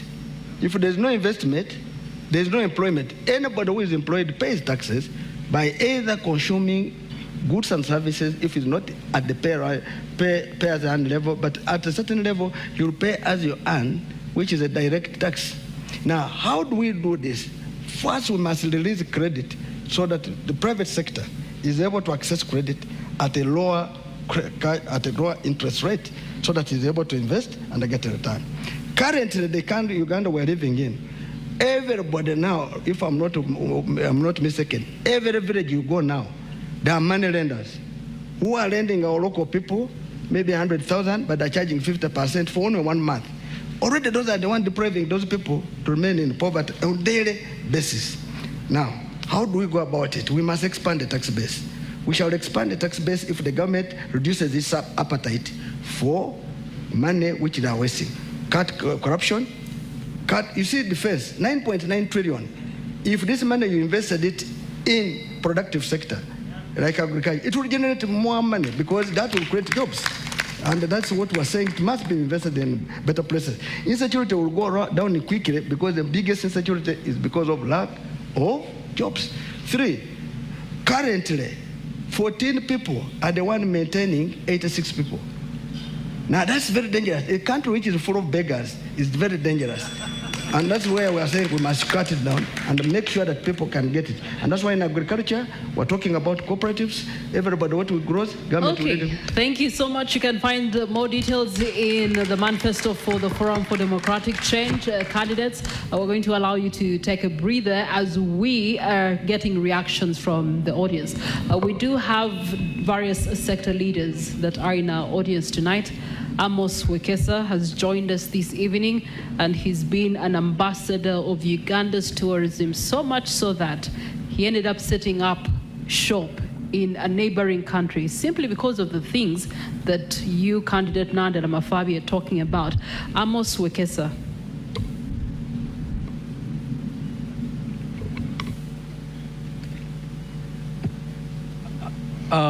Good evening. I'm not a politician, so I don't know protocol very well. It's been thank you so much, NTV, for inviting me this evening. And thank you, presidential candidates, for very good insights that we've listened to this evening.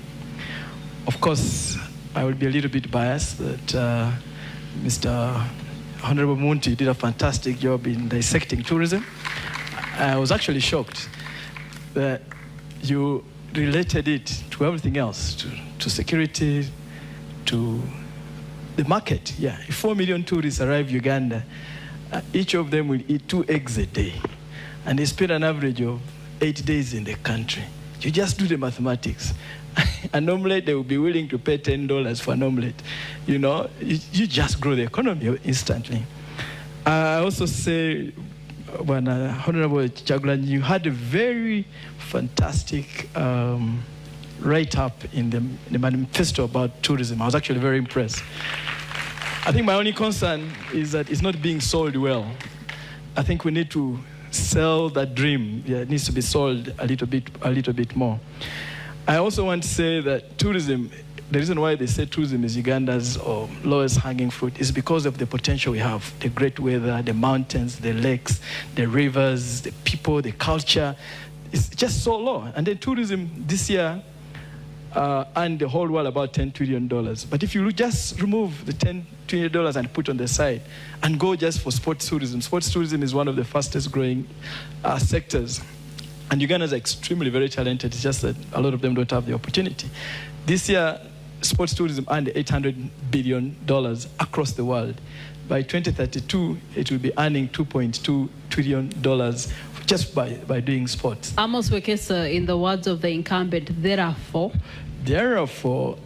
one, of our biggest challenges as a country is that Uganda is not a brand. Every Ugandan must talk about this brand called Uganda. We're going to put the shelves out there. I would like to hear from the candidates what type of brand Uganda will be, because right now it's a brand which is partly majorly not known. If it's known, it's not known for the good things. What kind of positive brand can you guys put on the shelves in the world? All right. Thank you so much, Amos Wekesa. We also do have Yvonne Mpambala that is on the floor this evening, and she too has reactions. Yvonne?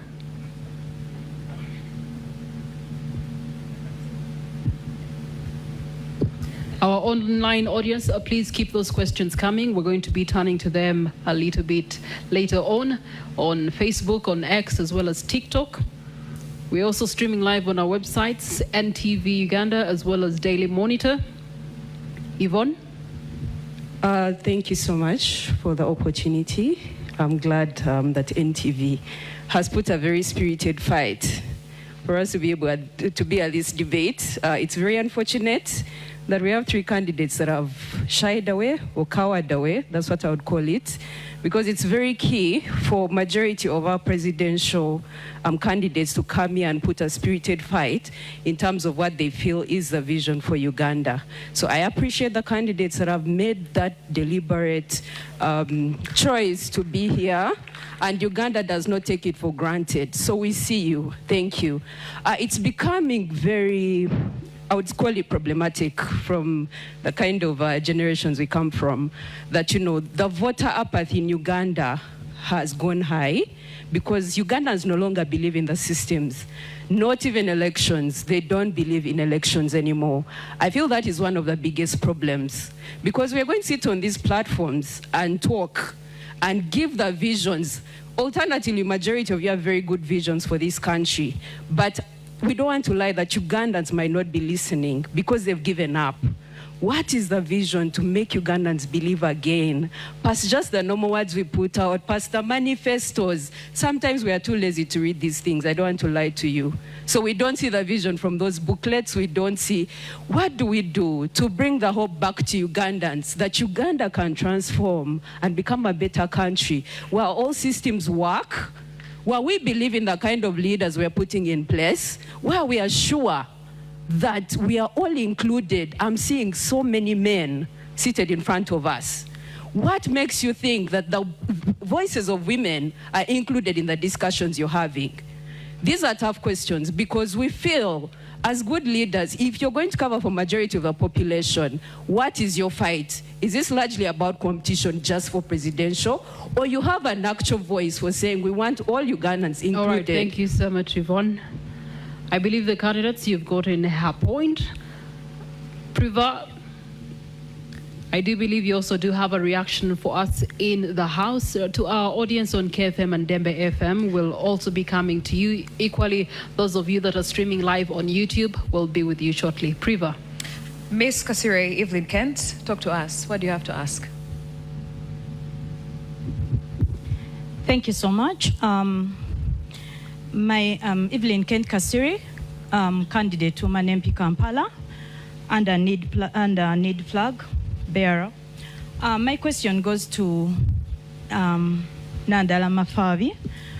In considering the high living costs in Kampala, what plan would you have, it being a city, to help Kampala people have a better life?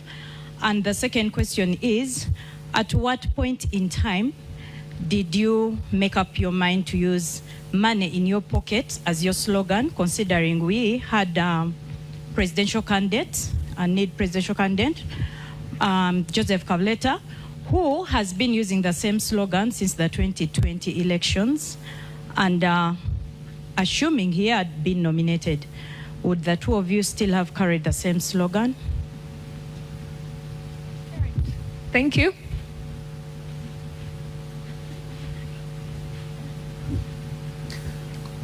There's another gentleman here. Please make your submission.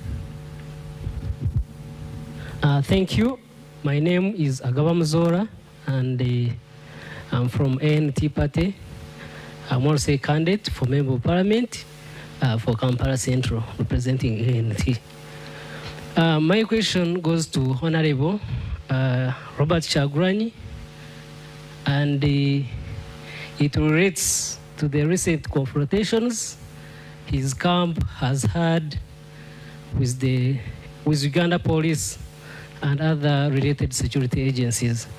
It's quite unfortunate because previously, especially people from the security sector have been telling us that Ugandans were telling them that elections are boring because there are no violent confrontations between political camps and the security people. But they were not pointing at which Ugandans were saying that. To me, I took it to be that it was from their mouth. And so, as we have progressed, we have seen that boredom go away. Your question being? But also, the question is, Mr. Kyagulanyi, when you are in Kawempe, there is a video attributed to you telling your supporters that in Uganda, kati muri bayekera, mutambule mudeo wakanga bayekera, bwe mutuuka mukole ebikorwa ebyekiyekera. All right. Which means in English that you had told your supporters that you are rebels. As you go home, behave Your like rebels. When you reach home, act as rebels. Are those statements truly yours? And if true, what actually did you mean? Because we got different interpretations. All right, thank you so much. Of those statements. You know, politicians speak a lot. So, gentlemen, this is my floor. I will have you continue that debate somewhere else. But your point has been duly received by the candidate that you're referring to. All right, Anwar Katamba, talk to me. Oluzungu ennaku zino lwafuna ebigambo bingi. Njagala y'abooluganda balina ebigambo ebitonotono kubanga obudde butambudde. Waliwo enampisa erinnya njagala nnyo ebyokumpaana waana. Let him first pick a candidate there, then we'll pick somebody else from byonna bikole naye the man John Ken Ruchamuzi neyanza nnyo NTV kino kyemukoze kiringa nga senieni kyeyakola mu America. Nze Kivumbi Ernest Benjamin njagala okubuuza ekibuuzo bakandidate baffe just buli omu ayogere yes or no. Eggwanga lyaffe teribaddeewo na transition yonna eri peaceful emyaka gyonna. Singa omukumwe akwata obuyinza mugenda kusonyiwa President Museveni ne famire ye ku lw'obulungi bw'eggwanga oba mugenda kumusiba? Kale toyanza nnyo toyanze kanfuneyo ekiri mu mbeera ey'abannamawulire. All right, let's keep the questions short and sweet and straight to the point. Let's hear from you.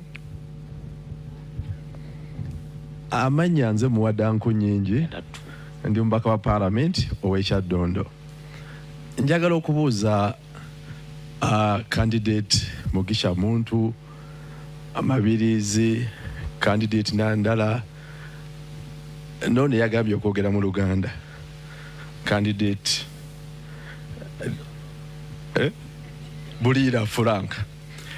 From the trend eri mu mawulire ne campaign nga zibadde zitambula, kiraga nti Uganda abangi bajumbidde nnyo campaign rallies eza presidential candidate Kyagulanyi Sentamu Robert. Submission zammwe namwe muwulikisenga abataagala Mwai Museveni. Kikyalimbudde okwegatta emabega wa candidate Kyagulanyi Sentamu Robert. Musobola okwekomitinga kati mukirowoozaako nteekateeka zammwe ki bwe tuba nga twagala okweddiza obuyinza nga bannayuganda. Ndowooza njagala okuwulira tteeka yammwe ku kwegatta emabega wa candidate Kyagulanyi Sentamu Robert alabise nga yasinza obuwagizi mu public ne mu rallies. Anwar Katamba lindako. Anwar Katamba noonyeza omwami John Ken Ruchamuzi.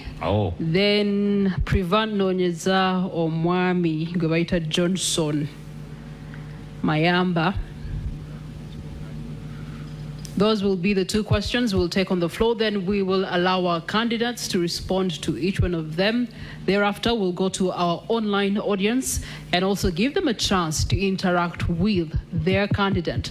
Presidential debate, Russ to 2026 elections. Thank you very much. My name is John Ken Luchams, the man. First of all, I would like to thank the NTV establishment for this wonderful organization of a debate of this magnitude. I'm making a comment from an intellectual viewpoint with reference to two presidential candidates, namely Owekitiibwa Mabirizi and Owekitiibwa Bulira. You have made a significant point with reference to your comments on federalism. One of the reasons why Uganda should go in for federal system of government is related to the gross mismanagement of Uganda today. Government is in shambles. If we don't pray very hard, even a military takeover could come in. So when the regions share powers. Honorable Echibuzo Chechiriwa. Yeah, no, I'm making a comment. No, oh, you're making a comment? Yes. Okay. When the regions share security powers with the center, and well knowing that Article 1 of the Constitution says power belongs to the people by sharing that power on security will reduce the gross expenditure we are giving to President Museveni and his family. A lot of money we are paying all is directed to security. Will insecurity not end? Shall we keep on being... Thank you so much, Honorable. That's a question, that is a comment for all of us to ponder. The regions need that power because under the federal system of government, power checks power. Power from the region checks the State House, for example. But the district has no capacity to check State House on corruption. I hope you understand. Thank you, Honorable. Thank you so much. Let's listen from Johnson. Thank you so much. My name is Johnson Mayamba. I am a journalist. It's said democracy dies in darkness. We have covered this presidential campaign. We are covering the trail. We are covering the debate. And on a daily, a journalist is hurt. In all your manifestos, we've not had ourselves in them. What are your plans for the fourth estate? Thank you. All right. Many questions, 5 of you. I will start with Gregory Mugisha Muntu. Responses to the House. To all the questions? Yes, please, to the ones that were directed to you and you feel you owe them an answer. Okay. Thank you. I think one which was specific was from Honorable Nkunyinji Muwada, because he was asking whether we are ready to go behind Honorable Robert Kyagulanyi. Well, we are always open to discussions as Alliance for National Transformation, but we've also had experiences in the politics of this country. It depends on the basis on which one would make the conclusions that the country has made a decision, because I've been in a party called Forum for Democratic Change, and I know that in 2011, 2016, we generated crowds that I have not yet seen in this country. Unfortunately, we didn't take power. So I always know, and I've always spoken out, it's not something that I hide, that winning is one thing, taking power is another. You have to have 2 different strategies for both. So if we are to sit and agree on the strategies for both, rearrangements could be made. I have no problem with that. Thank you.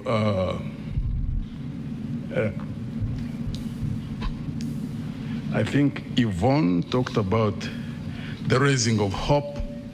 I think all Ugandans really want to see a better future, need to invest in the raising of hope. And there are many Ugandans, men and women, who have got spheres of influence through which they can raise that hope in the people who are around them. We can't stop speaking. We are in a dark period. There is no doubt about that. But in every dark cloud, as you say, there's always a silver lining. So every Ugandan who recognizes that anything that loses hope starts dying must participate in that. You can't just leave it on the candidates. We must keep on resustaining the hope within our people, because if there is absolute loss of hope, like I noticed when you go up country, then the future will really be very, very bleak. Do everything humanly possible to talk to people, to tell them that things always change. There is always a turning point. Even us, we will get that turning point, but we all must focus to a future that is better than what we're experiencing and work, invest into it. There's no way a better future is going to fall like rain, which unfortunately seems to be what most people hope or expect that is going to happen, that you leave it to just 8 people roving all over the country. No, 7, not 8. 7 is already, a different category. Is the one who want to throw out of power. So the 7 of us, you can't say we are the one. We can't be the only ones who raise hope. There are many more Ugandans who can discuss these issues on the dining table, in the taxis, in the borders, wherever they are, because hope is what sustains us as a people. The moment you lose hope, you start dying. Wekesa Amos, thank you for recognizing our understanding of what the potential for tourism is, because I can't even understand why anybody who seriously looks at growing an economy cannot look at tourism as one of the focal areas for investment. Uganda have not even tapped beyond 30% of the potential that we do have.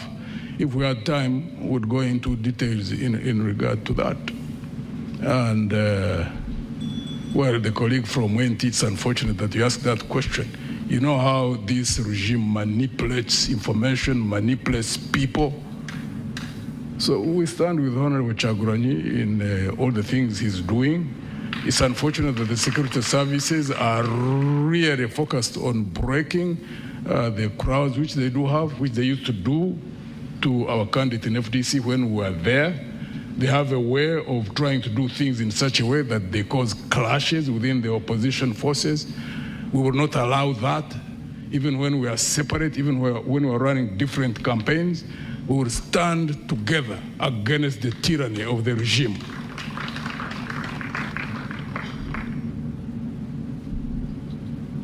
All right, thank you so much. The rules of engagement still remain the same. Each candidate has 4 minutes to respond to all the questions from the floor. We'll go to the next candidate, Frank Bulira. Thank you so much. I'll try to be very fast. First of all, I didn't say that I want to speak in Luganda.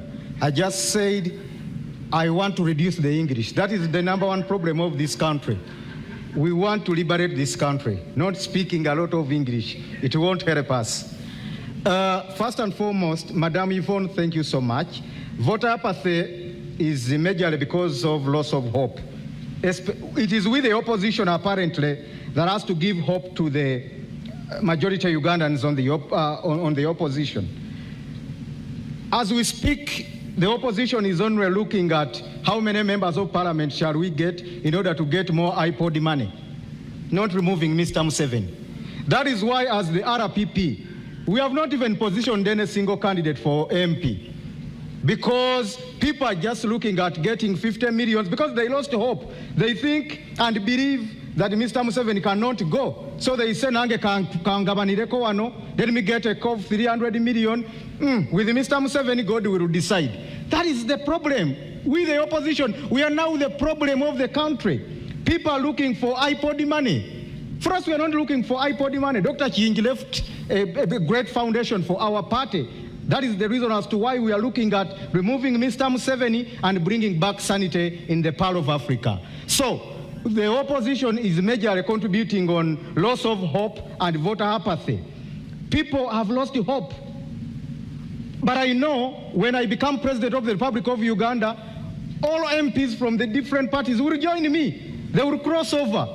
I could not waste a lot of efforts and money putting in funding presidential candidates, parliamentary candidates, because the major focus is removing Mr. Museveni and everything will go into the straight line by itself.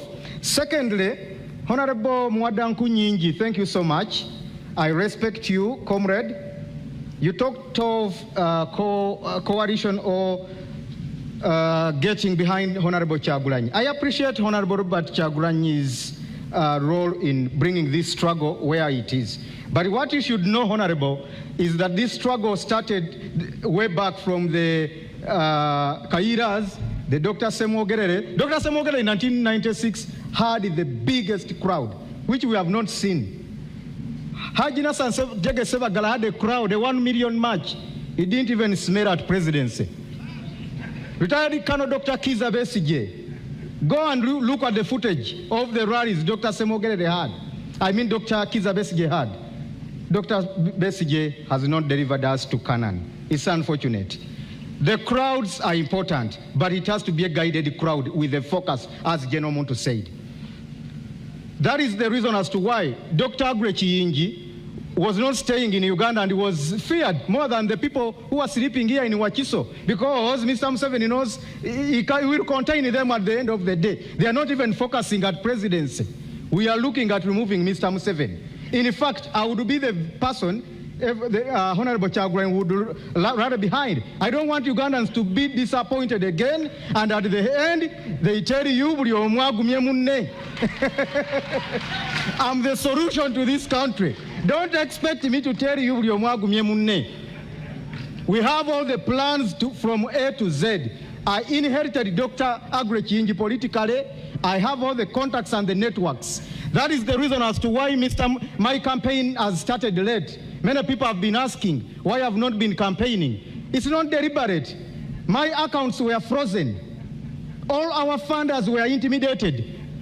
Mr. Museveni called Sheikh Maktoum, the king of Dubai, and told him, unless you are opening up UAE and Uganda, don't support this guy of Dr. Kyagulanyi, because he knows Dr. Kyagulanyi has investments in UAE. President Hakainde Hichilema of Zambia was intimidated. My container of T-shirts from China was confiscated. Candidate Frank Bulira, the good news they is should that all you come behind me. I'm the only person to redeem this country. Thank you very much. And the good news is that you're seated next to the man himself, Robert Kyagulanyi Sentamu. What say you to the responses that have been presented on the floor this evening? My response would be Naimulira. Thank you very much, Mildred. I feel at loss because as a present victim of security, I did not get opportunity to be asked for a comment about security, and as a way of blocking and bridging, you would allow me just wrap very quickly my comment on security. And it all goes back to state capture, because that is the problem. Every institution of state is captured, including the military. And unfortunately, it's the military that is being used to capture the rest of Ugandans. The question of the military was settled way back in 1995 when the current constitution was promulgated. And Article 208 of the current constitution is to the effect that the UPDF shall be non-partisan, the UPDF shall be national in character, and the UPDF shall be subordinate to civilian authority. Unfortunately, that law is nothing more than the paper on which it's written. Now, the UPDF is reduced to a tool of oppression. It has been said before that there are no bad soldiers, there are only bad commanders. And the statement is true with the UPDF, because now you will notice that the problem begins with the appointments. The appointments are done according to relationship, and sadly, according to DNA. You have seen police officers, military officers coming out to make political statements against the law, and nothing happens. You saw Brigadier Koldo Kidi. You have seen General Museveni's son making political statements, and nothing has happened. And the list is endless. Our plan for the military, first and foremost, because they are desperate as well, They need to be paid right in order for the right thing to be demanded of them. And we've made it clear as a national unity platform that we shall ensure that our men and women in uniform, both in the UPDF and police, are well paid, and they will be demanded to respect the people of Uganda. There should be a strict code of conduct. Recruitment and promotion shall be done on merit. And also, it's very, very important for me, on behalf of the National Unity Platform, to commit that while I'm president, I will never, ever use the military or the police to play politics. Now, having made that comment, allow me very quickly to respond to the questions I heard from Mwakesa, and I appreciate your efforts and your contribution to the tourism industry. But we must understand that it all begins and ends with governance. Just go to Google and type in Uganda. Imagine you're outside Uganda and type in Uganda. You'll see what it brings to you. Will that be reason for you to tour Uganda? So it is not us to create an image or a brand of Uganda. The brand of Uganda is being messed by those that are in power, and it is upon us to remove them from power so that we can present a good brand. Uganda is one of the most beautiful countries in the world, and our tourism potential is robust, but it is being messed by those that are in power, because what matters to them is not what the country gets. The main occupation of the state in Uganda is regime survival, not serving the country, not developing the country, not developing any sector. My brother from ANT mentioned that I said, yes, I said that. I've said it many times. I'm saying it right now. I'm a rebel, but I'm a legitimate rebel. You've seen the president of the Uganda Law Society calling himself a legal rebel. I'm a legitimate rebel. I'm just like the Museveni of the 1980s, only that we are non-violent. That's the difference. Okay, we are within the law, we are non-violent, but we are rebels, we operate like rebels. Allow me to just stick to what you were talking about. Yes, please. There's a question here from Mr. Chigongo, and he's asking, what are your plans towards bolstering multilateralism as well as bilateral relations? Present yourselves as Ugandans. Let us present Uganda on the same moral standard with our country, with other countries. We want to relate with Kenya. Kenya has a semblance of democracy. We want to relate with democracies, but we are bringing dictatorship to them. Let us level up. Let us have the moral standard. Let us be on the same moral standard with other countries, and we are going to be respected. Now we are not respected, we are only feared. Okay, thank you very much. And, Candidate Nandala, you did not allow me to... I'll be returning to you shortly. Right, just you can hold that one. I'll be coming back to you. Candidate Nandala Mafabi, there were questions for you in the room. What saith thee? Yeah, thank you so much. First of all, with tourism, my take on that, one, of course, security is important. Tourism cannot come here when it is insecure. Number two, we should invest more in infrastructure, the roads, network, and this tourism, of course. Me, I would even go further to talk about the rail line. We need to put back our rail line to deal with most of the things we talk about. Also, the press, we should have a positive press. Voter apathy, yes, it is there, but a thief cannot chase you from your chamber. You must make sure you work in the chamber until you arrest him or her. My proposal to voters, kindly read our manifestos, see which one is the best, and go vote, because one day we shall make it. Amin said that if the referee is biased, when you're playing football, make sure you score a goal where even the blind sees that it has entered, so that it cuts the net and everybody confirms. I think this coming election, if we all voted and voted the NRM out, everybody would see, even if Yamakama will have nothing to say. High cost of living in Kampala, everyone know high cost of living is everywhere. I think you, because you stay in Kampala, maybe people can even afford something, but there are people who are going without anything for weeks. So I want to assure you that high cost of living is a result of cost of production.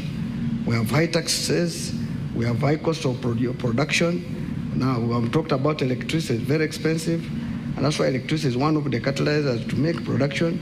Water, mention it, and in Uganda, the tax exemption are given to foreigners.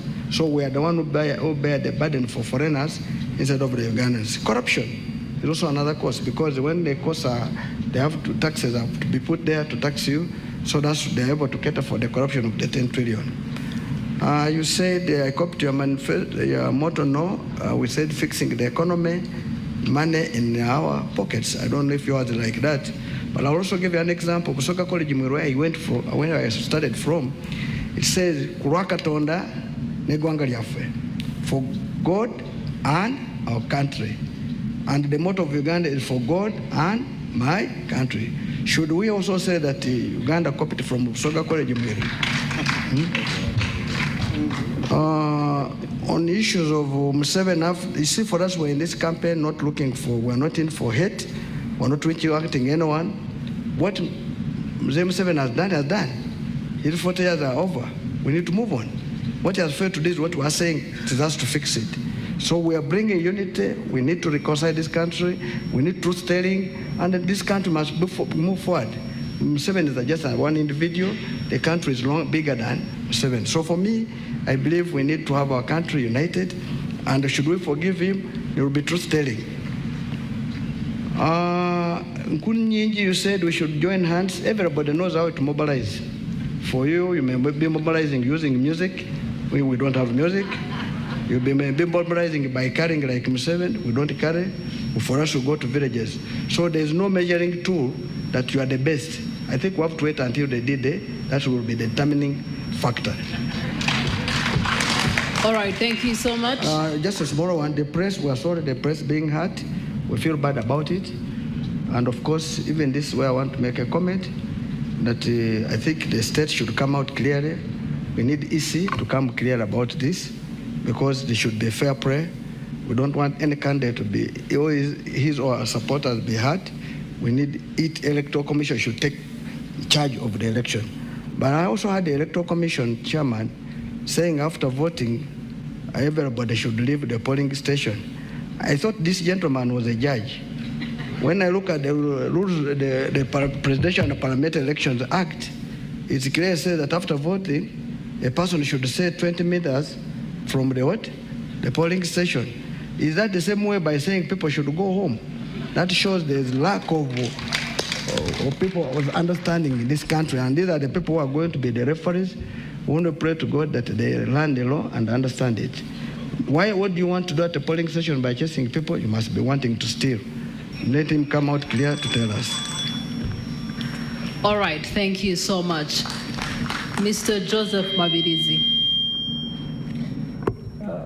Number one, I want to arrest the fears of voters where they have given up elections. We have got solutions. Have been working on this for 12 years. We know very well that there is vote rigging and so forth.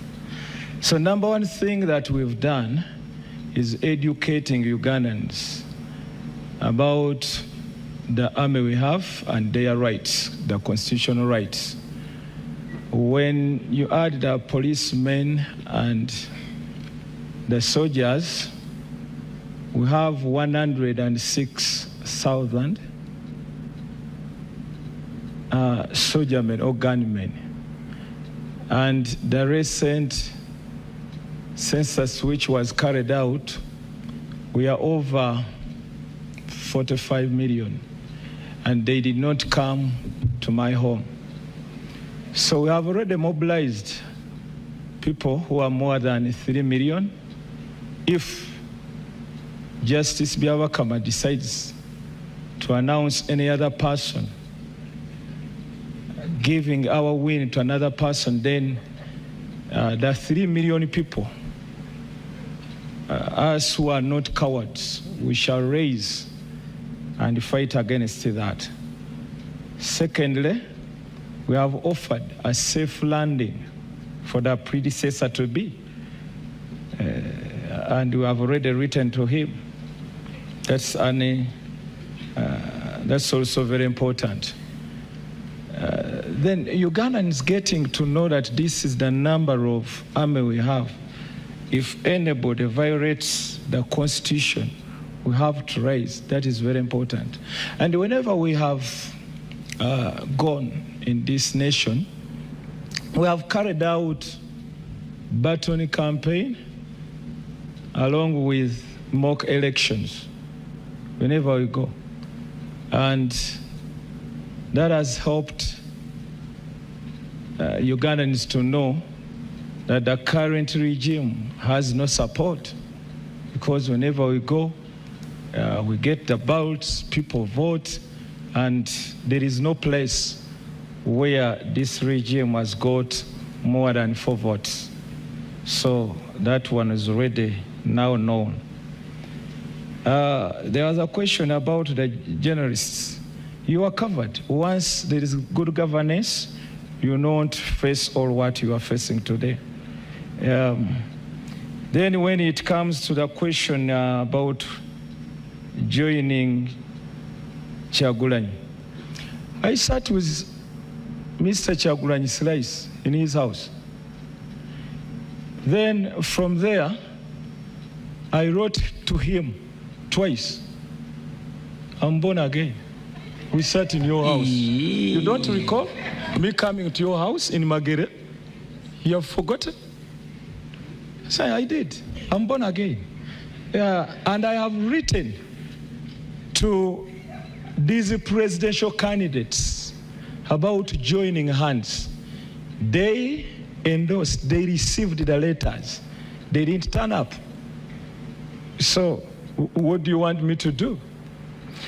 Then another thing, these people opt for going to courts of law, yet we know that the courts, they are in the hands of just one man.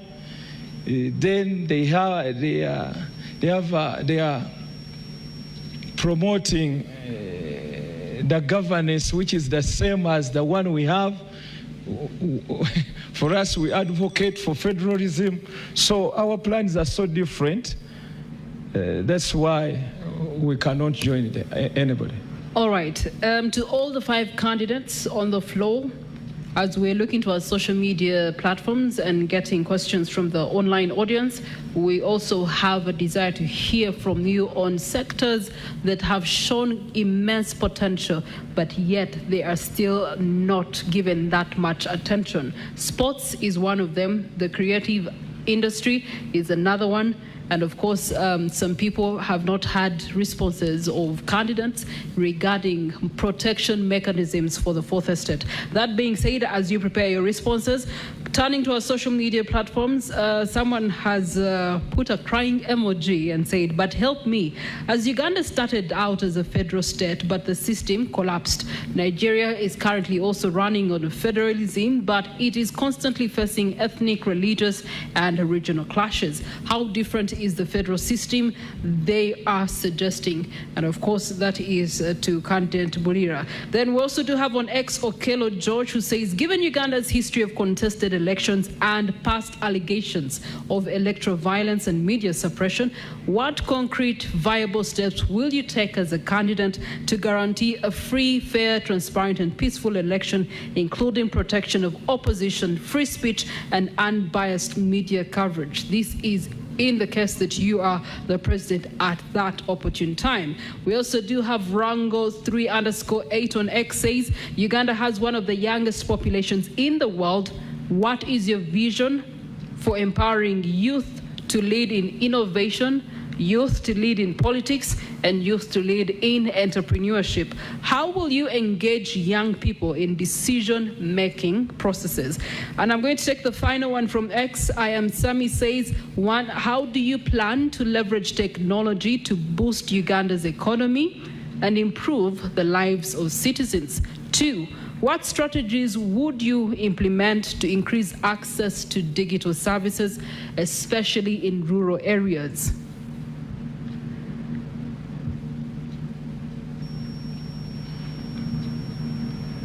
Giving you a minute to digest those. Thank you so much to our online audience. The hashtag to follow is NTV Presidential Debate 2025, And as we do so, we are also streaming live on Facebook, on X, YouTube, as well as our website that is NTV Uganda and Daily Monitor. Our audience on KFM and Dembe FM, thank you so much for being with us. I believe our candidates are now ready. I'll start with candidate Mugisha.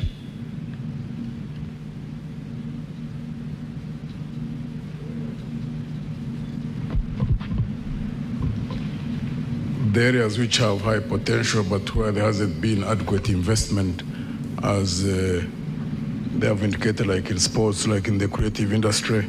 The unfortunate thing is that that process really starts from primary education. Our primary education, the foundation of our primary education system is not being well designed, because you get to understand the different intelligences of the different people between 5 years to 10 years. That's where you get to understand how people have been wired different. We have concentrated more on the academics, and therefore many people who have got talent, like who could be the best of sports persons if there was investment in them, those who are in the creatives, those who can use hands for their skills, is lost at that point. We would have to redesign that. So at the moment you detect that someone is talented in sports or in the creatives or in skills in using their hands, then as they go through the academics, but you specifically invest in those and put their specific institutions at a higher level, that would make them international grade in whatever they are doing. And that helps in many, many ways, because we have seen sports persons, like in countries where they are in the long distance running, or like who are boxers, or like who are good footballers, become almost adverts for their countries, or those who are in music, and also in terms of creating jobs once they expand the industries in wherever they are. So that requires people first who understand that.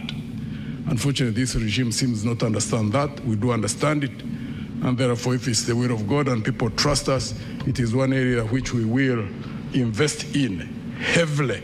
Why? Because human beings, the way we are created, the only way you can enjoy your life on this planet is not just because you get money, but when you do things in which you are wired to do, fulfilling what is being all right, thank you so much. Frank Bulira. Thank you very much. I will try to be fast. First of all, on the case study of Nigeria that you are giving, I think that is an isolated case. I need you to also look at other countries that are being run on the federal system of governance vis-a-vis other countries which are not moving under the same system of governance. Then, looking at the issue of creative industry, I think here there is a big weakness by this government, especially in promoting talent.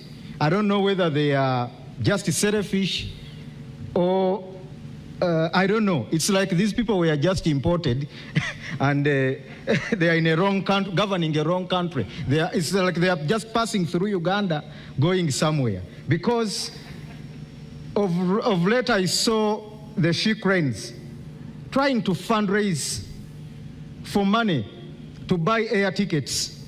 She cranes, they are representing Uganda. Can you imagine? Going to businessmen, Ham and others, looking for money, upkeep, and you see people kneeling down before Mr. Museveni in the State House, getting sacks and sacks of money for self-enrichment, and you think you are promoting talent in a country. I've seen money being embezzled in the National Council of Sports, but when you go to the Gogo Cricket Oval, it is really in a sorry state. I was still, it's okay. Thank you for that. Mr. Kyagulanyi, you're next, 2 minutes. Thank you very much. I always reiterate that the problem is about governance. And if we fix the government question, everything will flow. But before we fix the government question, everything, every resource in Uganda is going to be reduced to regime survival, from public to private. Now, I'll tell you that I come from the creative industry, and I know how robust that industry is. But as we speak right now, I'm an artist, but without quoting any law, I was banned from performing my profession. Just a few days ago, a renowned artist called King Saha was blocked from performing, from having a concert, not knowing that when you block an artist like that, you're denying thousands employment. So the regime that we have here does not care about anything. All it cares about is regime survival. We must remember that the few times Uganda shined internationally, it has been either because of sports or because of creatives. When we get the gold medals, or when our artists shine internationally. Unfortunately, even the creative industry has been captured today. You notice that we have a member of parliament who is an artist called Dr. Hildeman. He presented a copyright amendment bill. It was sat on by the regime because it empowers the creatives to be rich, to be productive, and to be able to employ other people. Very quickly, in our manifesto, we present the 4 A's because we want to build the creative industry right from school, right from childhood. We have a generation now that has not gone to school. It is unemployed and unemployable. We are grappling with it. But we have a new Uganda, a young Uganda that's coming, and we have to plan for it. And we're beginning this from school. We have 4 A's, that is the academics, the arts, the athletics, and agriculture. Now, leave alone the academics. Let's talk about the second A, that is the arts. In the arts, if we start focusing and investing and prioritizing the arts, you'll get thousands, if not millions of Bobby Wines. I am an artist. I came from that line. I was able to guide myself. And it is that benchmark, it is that example that we want to bring and use in the schools, the same way with sports and all other areas. All right, Nandala, Mafabi, Nathan. Thank you so much. I forgot something about Evelyn. How do you reduce cost of living? You reduce cost of production, you reduce taxes, you expand the tax base, and remove tax exemption to foreigners. You will find that the cost of production goes down and the cost of living will be lower. Sports facilities, we have it in our manifesto. For us, we believe the Achibos here, the Dockers here, is it in Zukuru? If they had no facility, if they had better facility, there are more people here. That's why we're saying we need to put stadiums in every sub-region, and we are saying that at every sub-county there must be a real same facility to deal with sports. I'm not good at it, but we need to promote people's talents. If they're artists, they should be able to be promoted. I agree this should be taught from primary, going upward. Like sports also, they should start from primary. Youth, we have a plan of youth. For us, we are talking about enterprises. If you read our manifesto, it's very clear how we plan. We're saying every graduate, when he's living at the gate, will be handed 1 million shillings to start life. And when he doesn't have any job within 6 months, there will be enterprises to be set up, which the youth will manage, and they will be able to create jobs for others. They are very clear, and we're looking more in agriculture, in ICT, because now this is the current one. Because if we talk about technology, digital platforms are really most important. But unfortunately, the internet is too expensive. I'm sure it might be the most expensive in the world. But in most countries, the internet now is so, even on the streets, the internet free, where they should access. Currently, for example, most multinationals are using the youth, giving them jobs. Let me give an example. Like you get a multinational who say, auditing, preparing my accounts. You get a youth in India, are the one preparing, and they are using dictators, and are being paid, are being employed. And for me, ICT is one of the most important things to also create jobs. On violence during elections. All right, you can keep the rest for closing remarks. Each candidate will be given 5 minutes to close this debate and to say one last word to the voter, the constituency, 45.9 million Ugandans. Let's have a response from Mr. Joseph Mabirizi. Youth empowerment. Let me talk about youth empowerment. it starts with education. We need to overhaul the education system to come up with the education which fits our needs. Today, the education we have, it doesn't benefit. There's a microphone that is on. Let's switch it off. Thank you. Yes, it's on. It doesn't benefit those ones who pay school fees, the parents, neither the children. So we have a committee. It's already working upon that. We want to have a new system of education which can benefit Ugandans. Secondly, we are planning to give free internet services right away from May next year, so that will no longer be a problem to Ugandans. Then we want to use both the transferred technology and also the local one. It will help us in innovation, skilling, hence job creation, which have so many opportunities of employment for unemployed. Then injecting more money in creative industry, that one will help a lot because it has become a job when you talk about music and drama, when you talk about sports. So we aim at injecting more money in those sectors. Thank you. Thank you. Thank you very much for that. As we wrap up, allow me to hand over to all the 5 candidates, 5 minutes each, to give us their closing remarks and reflections and what they plan for this country, in case you missed anything out. Sadly, we do not have enough time. We planned to touch on economics and finance, but maybe you can squeeze all of that in those 5 minutes. I know it's brief, but over to you. Candidate Muntu, could you please start us off? Thank you. General Museveni is going to leave us a broken country, deep in debt, lawlessness, frightening levels of poverty. All systems and institutions have been broken down. There's almost nothing which can check power. The culture of the people who have so lost hope to the point that ordinary people are selling themselves for 5,000 shillings. Leaders are being bought at a higher rate, maybe 50 million, 100 million. That's the state of affairs that we do have in this country. And we are growing in terms of population increase. We have 47 million people. Another 25 years, we'll have hit 100 million people. We are going to face a larger crisis if there's no change of leadership. Also, too, the nature of change. Because we have had 63 years of leaders who go in there and they all almost do the same thing, continue moving the same direction. So there must be something up there which most people may not understand.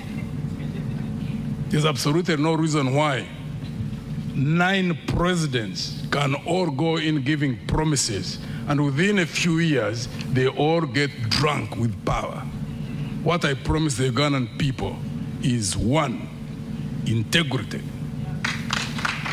resoluteness in standing by what I've believed in since I was 23 years old. I am a man of his word. What I tell you today is what I tell you tomorrow. I am resilient. I've been tested, not just by money, which was unchecked. There were no systems in the army. When I commanded the army, I established the systems of managing national resources. I believe in equality before the law. I believe in justice. I believe in equal opportunities. Everywhere where I've been, I have ensured that I practice what I talk about. Therefore, consistency is very, very important. And more so, I project myself based on my track record. So, if it's the will of God and the people of Uganda trust me as I ask them to, it's not that I'm going to be tested. I've already been tested. Money, power, and high office has been the Waterloo for many, many leaders. Talk is cheap, Americans say. Where we are at, a broken down country, where it requires rebuilding of systems, reestablishment of functioning institutions, require someone who has the character that by God's grace I do have. I work in teams. I am good at managing teams, at selection and managing teams. Understand the challenges we do have as a country. The future, if it's going to be different in terms of culture, in terms of direction, is not going to be easy sailing. It requires a resoluteness and determination, for example, to fight corruption. Is not an easy job because there are going to be counter forces that are going to fight, domestic as well as foreign. It requires management of national security services, the army, police, and internal security services, which require sophisticated management. In the manner where we are now, we are in a very, very precarious situation. Let me give just one example. The nature, the frightening situation that we are in. There is a constitution. Everybody knows that if the president was going to a coma, the vice president would take over. I have asked in 8 districts where I have been that experience. I tell them, who of you believe that if General Museveni was sliding into a coma, that Honorable, the Vice President, you need the name? Jessica Lupo? Jessica Lupo. She's a colleague, she was in the army. So Honorable Jessica Alupo, that would take over. Hey, people look at me as if I've just fallen from space. I have not seen anywhere where they raise their arms. And I've been asking publicly, because I'm not able to access those who are in security services, but for them to take a cue, to look that as a red flag. If something is in the Constitution, and every Ugandan knows that we are going towards a transition, one way or the other, and you have a situation where people don't even believe in what is in that Constitution, to those who are in security services, those who are in government, need to know that there is a problem in this country and it needs to be handled. Because we are 47 million people. General Museveni is one individual. The security of the country cannot be tagged on one human being. I keep asking people, because there are those who say if General Museveni goes, that the country can easily go down. I ask them, if God recalled him tonight, would he go with the country? Of course, they say no, he won't go with the country. Therefore, we need to deal with the country. What needs to be done? And that requires experience, ladies and gentlemen. That's why I ask for trust from the Ugandan people. And I always keep telling them, whatever we will sow is what we will reap. Thank you. Thank you very much, Candidate Muntu. Over to you, Candidate Bulira. Thank you very much. Dear Ugandans, as we close up this debate, it is a memorable debate that it may be the last time you're seeing me here as an ordinary Ugandan. In the new Federal Democratic Republic of Uganda, starting next year, 15th, just be rest assured all will be in peace. I'm just going to highlight on what we plan as the RPP. I'm staying focused. What we are planning for a new Uganda. We want a new Uganda under the federal system, period. The rest will be sorted. First and foremost, let's also look at our brothers and sisters who are working in the diasporas and living out there. The Kadamas. Instead of we as politicians just going to have selfies with the Kadamas in Dubai and Saudi, we need to help them. They're contributing, bringing in a lot of remittances yearly to this country, contributing to our economy. These Kadamas are being harassed. These are our sisters and mothers. They are sleeping at Banias Square. They are sleeping on empty stomachs. They are being raped, but government is quiet. Even the opposition is quiet. It's just having selfies with them, politicking. I'm here to help the Kadamas. I'm their hope. I've lived with them. Dr. Chinja has helped many of them. So, just as the government of Philippines did, They sat with the Sultan of Qatar. They sat with the president of UAE and said every Filipino who is working in UAE must not be paid less than $500, or else he or she goes back to Philippines. And as we speak, Filipinos are in heaven in Dubai, and Ugandans are sleeping on the streets and in the bed spaces. Much as even there's Filipinos sleeping in the bed spaces, but they are living a higher life. Yet Uganda is far more developed than the Philippines. It goes back to governance. We don't have leadership. We don't have leadership.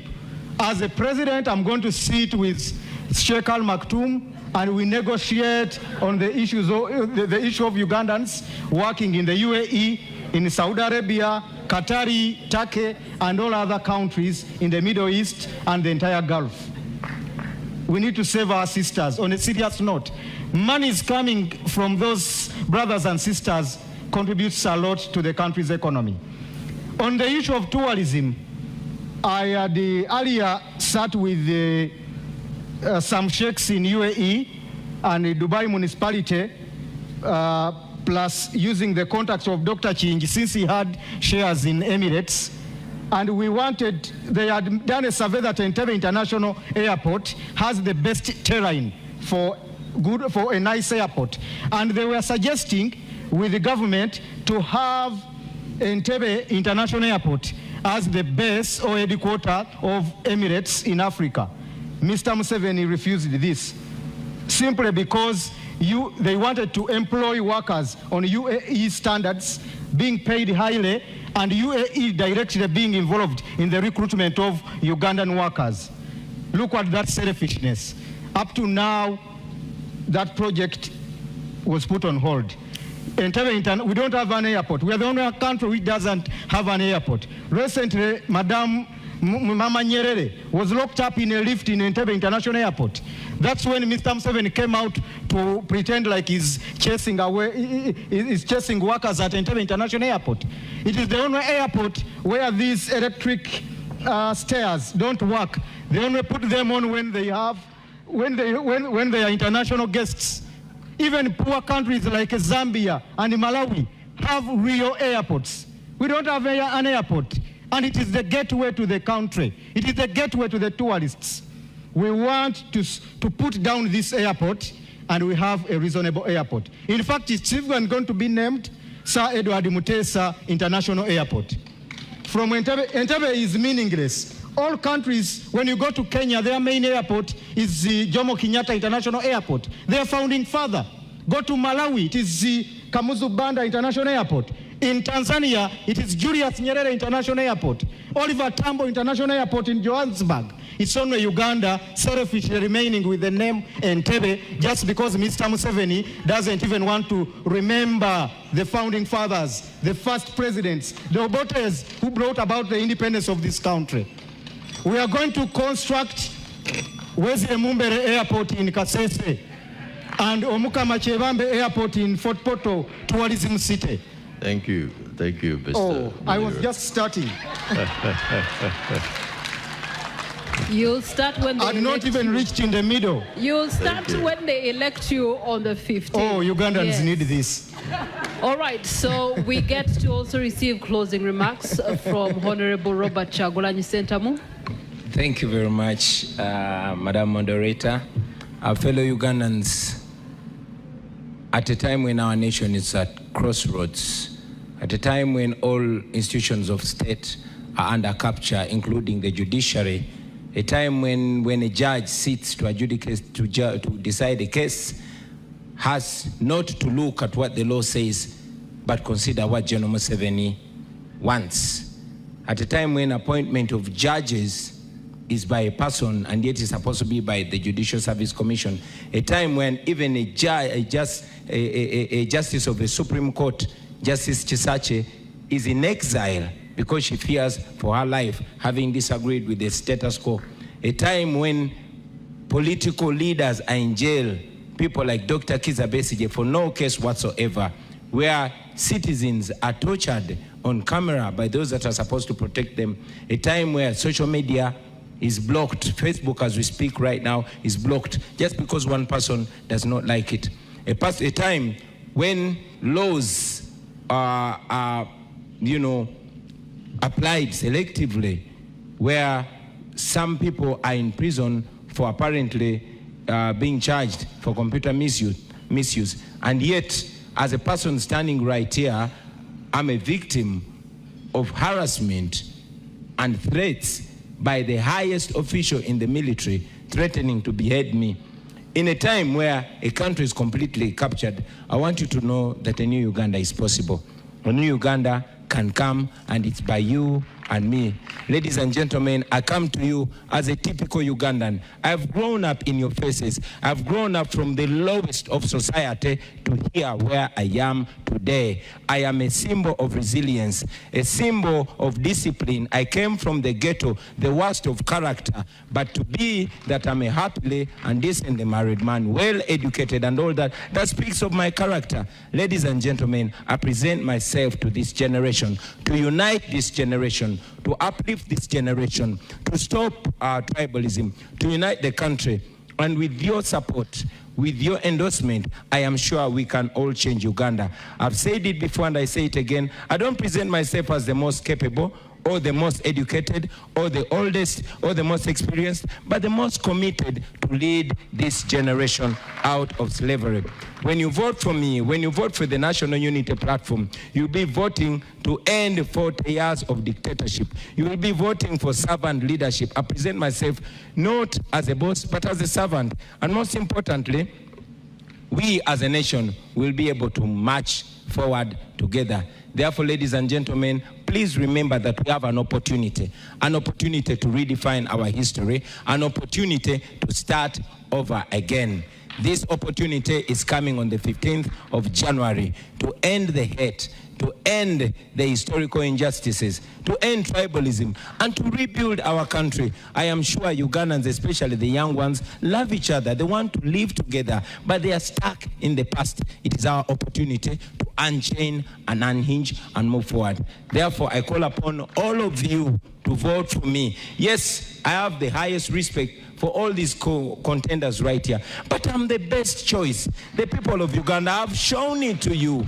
It is only a pretender that will not agree that the person elected to be president of Uganda in 2021 was Kyagulanyi Sentamu Robert. The people of Uganda have consistently shown it to you, from the north to the south, from the east to the west. None of the candidates can win me in an election, even in their own backyard. Therefore, I might fail to convince them to join the winning team. But you, the people of Uganda, have always taken a lead. You have led us. Please lead us. Let us liberate our country, and forever we shall end this slavery. I thank you for God and my country. All right. Let's have order in the room. We do have other candidates that are worthy of their time. And now turning to candidate Nandala Mafabi Nathan for your closing remarks. Thank you so much. I come in this election, as I stated from the beginning, to fix the economy, and we have money in our pockets. I heard my colleague was asking that I copy their motto. I've been reminded theirs is money in your pocket. For us, I say money in our pockets. The country we're in right now, the main issue we have is greed. That's corruption, which is a cost, a big cost to this country. It's the one which is making cost of production go high. It's the one which is making the country of people to be overtaxed. And the moment we stop this, this will mean we're going to reduce the taxes. And the moment the taxes are reduced, there will be more money at your disposal for consumption, and the lower living will be better. Two, we come with a plan to invest in productive sectors. And that's why we're saying our budget, 10% of the budget will go to agriculture. And the moment the agriculture is up there, bring back the cooperatives, which I come with an experience from Mugisha Cooperative Union, because one of those which had been taken away, and now it is there thriving. We believe people will be able to market their produce from their cooperative societies like cotton, like tea, like coffee, like tobacco, even cassava. Right now, cassava is the one which is leading in starch. And 1 kilo of starch, $360. That's about 1,400. We used to have a factory for starch in Lila. It was destroyed. And we believe if we grow cassava, we shall make money in starch. So, in this process, we're going to create jobs. And the moment we create jobs, people will have money, because then they will have capacity to buy goods and services. I come here with experience in the area of economics, in the area of accountability, in the area of financial management, in the area of taxation. And I know how poverty is painful. I come from a village. I studied from a village school until I reached Busoga College, Mwiri. But by then in education, you never needed to be in town to be able to go to a good school. You needed to be in a village and you'll go to a good school. And that's why we're saying we must revamp our education system so that we go back to the basics, so that Ugandans can access good education and be able to lead a better life and develop themselves. In this election, I know we have many candidates, but the problem now is not anything. It's about people suffering because of poverty. The moment we resolve poverty, insecurity will go down. The moment we resolve employment, people will be better lives. I am here. I understand what you go through. Every village, there's a money lender. A money lender who is charging our mothers and fathers very expensive with the knowledge of government. This is very dangerous. How do you charge somebody 50% per month on a loan of limited, just a small loan? This is going to end because people are suffering daily, and that's why we come with a very big investment in the financial sector. We'll return back the cooperative bank, which is in the law. And this is the one which is going to help cooperators. We'll bring the agriculture bank, which is also going to help the farmers. And whatever you grow, if it cannot be sold there and then, it will be put in silos. Government is going to put drivers which are going to stimulate this growth. And the government should lead in this process. We are going to ensure the economy belongs to Ugandans.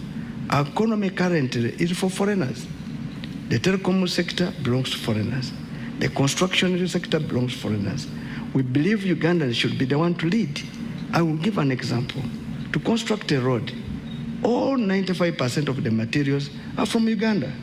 The stones, the cement, the sand, the water, and the laborers.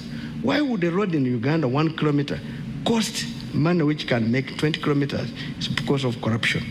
Corruption must be dealt fully, without fear or favor, and we shall lead by examples to ensure that justice is done without fear or favor.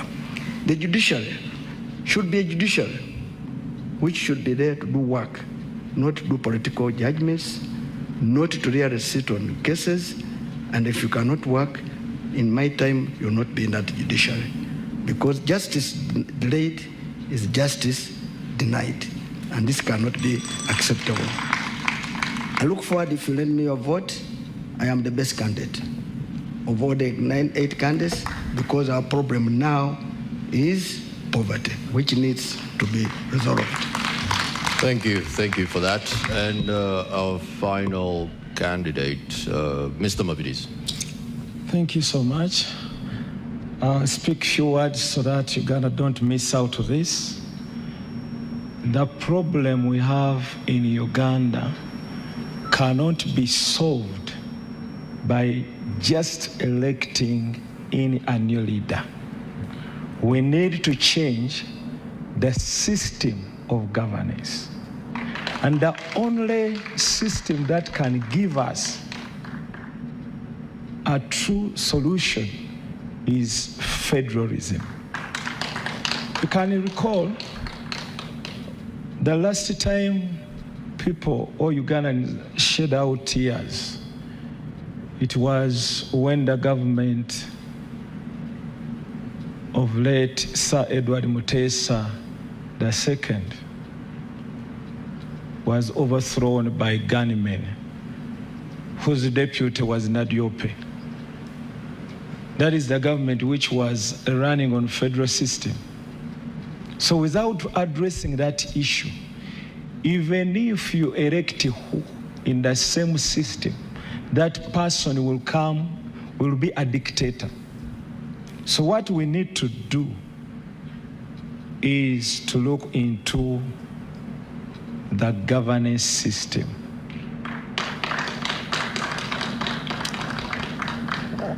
Our manifesto covers a lot when it comes to land. There is a policy on land use.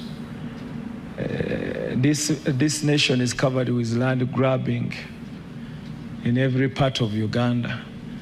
And it wasn't a problem before until this government came in, where a lot of government people go out with a lot of money, buy land, chase people from their land. So we need a policy on that. We want to make environment conservation also a point where we want to make Uganda a forest again by planting fruit trees along all the roads, the feeder roads, the Tamaka roads. It will help us when it comes to rainfall formation, but also employing so many people. How? I talked about getting simple machines to use, that is agricultural modernization, which is very important in our nation. But let me give you an example. Kenya, they have got mangoes, but their juice is not sweet as the mangoes of Uganda we have here. So they come here, they buy mangoes, they take to their nation. Go to supermarkets and ask for juice that comes from Kenya. It costs 15,000, 20,000, 10,000. Our juice here just costs 3,000, 2,000. So we need that value addition and the things that we do here. And that will open for us a large market that is international. You know, we have been talking about East African Federation. Then Africa, Pan-Africanist, what? Before you do it in your country, you cannot trade it in anywhere else. We need to work. We need to make sure that in our country we have federal, so that we opt for East African Federation. And that is the problem that we are facing. Now all the countries, the neighboring countries, they are scared of us because of our way of governance. They don't know what will happen. And you've heard some of the neighbors saying, we had a settled nation, but now what has come, the instability, it is because of Uganda. So we want to deal away with that. There is another important thing that people are not considering. We have been voting, and we supported Honorable Kyagulanyi, as said last time, and his win was taken away. So we need to do something this time around.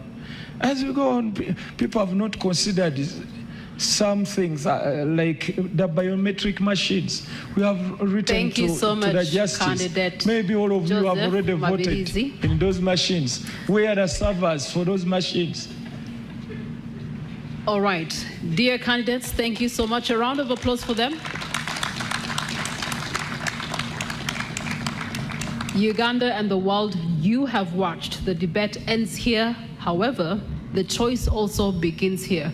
On the 15th of January 2026, you will be presented with a paper. That paper will have 8 candidates. You will have to make a choice, not a choice to give them a future, but a choice to give yourself a future that you want. That power lies in your vote come 2026. So as the debate ends here, the future is now in your hands. I am Priscilla Regina Naluoga. And I'm Arnold Segawa. Just for clarity, in case the people at the Dear Electoral Commission are watching, we want to reiterate as Nation Media Group that we trust in the biometric system, and we trust that you will actually give us a free and fair election. That is our stance. At this point, allow us to also mention, thank all the candidates who are here today. We will try our best to get another debate where the other candidates are there too. Some did mention that they were not given the invitation in time. We'll try to make this maybe 3 weeks in advance, preferably maybe the first few days of January. And I think we'll count on you showing up again.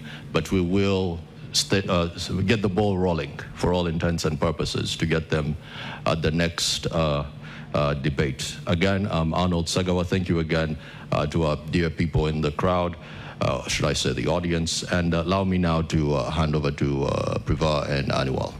Thank you so much, our dear moderators, for moderating today's presidential debates. And also special thanks goes to our presidential candidates who managed to show up. It shows that you actually love Ugandans and you do care about what they think. All right.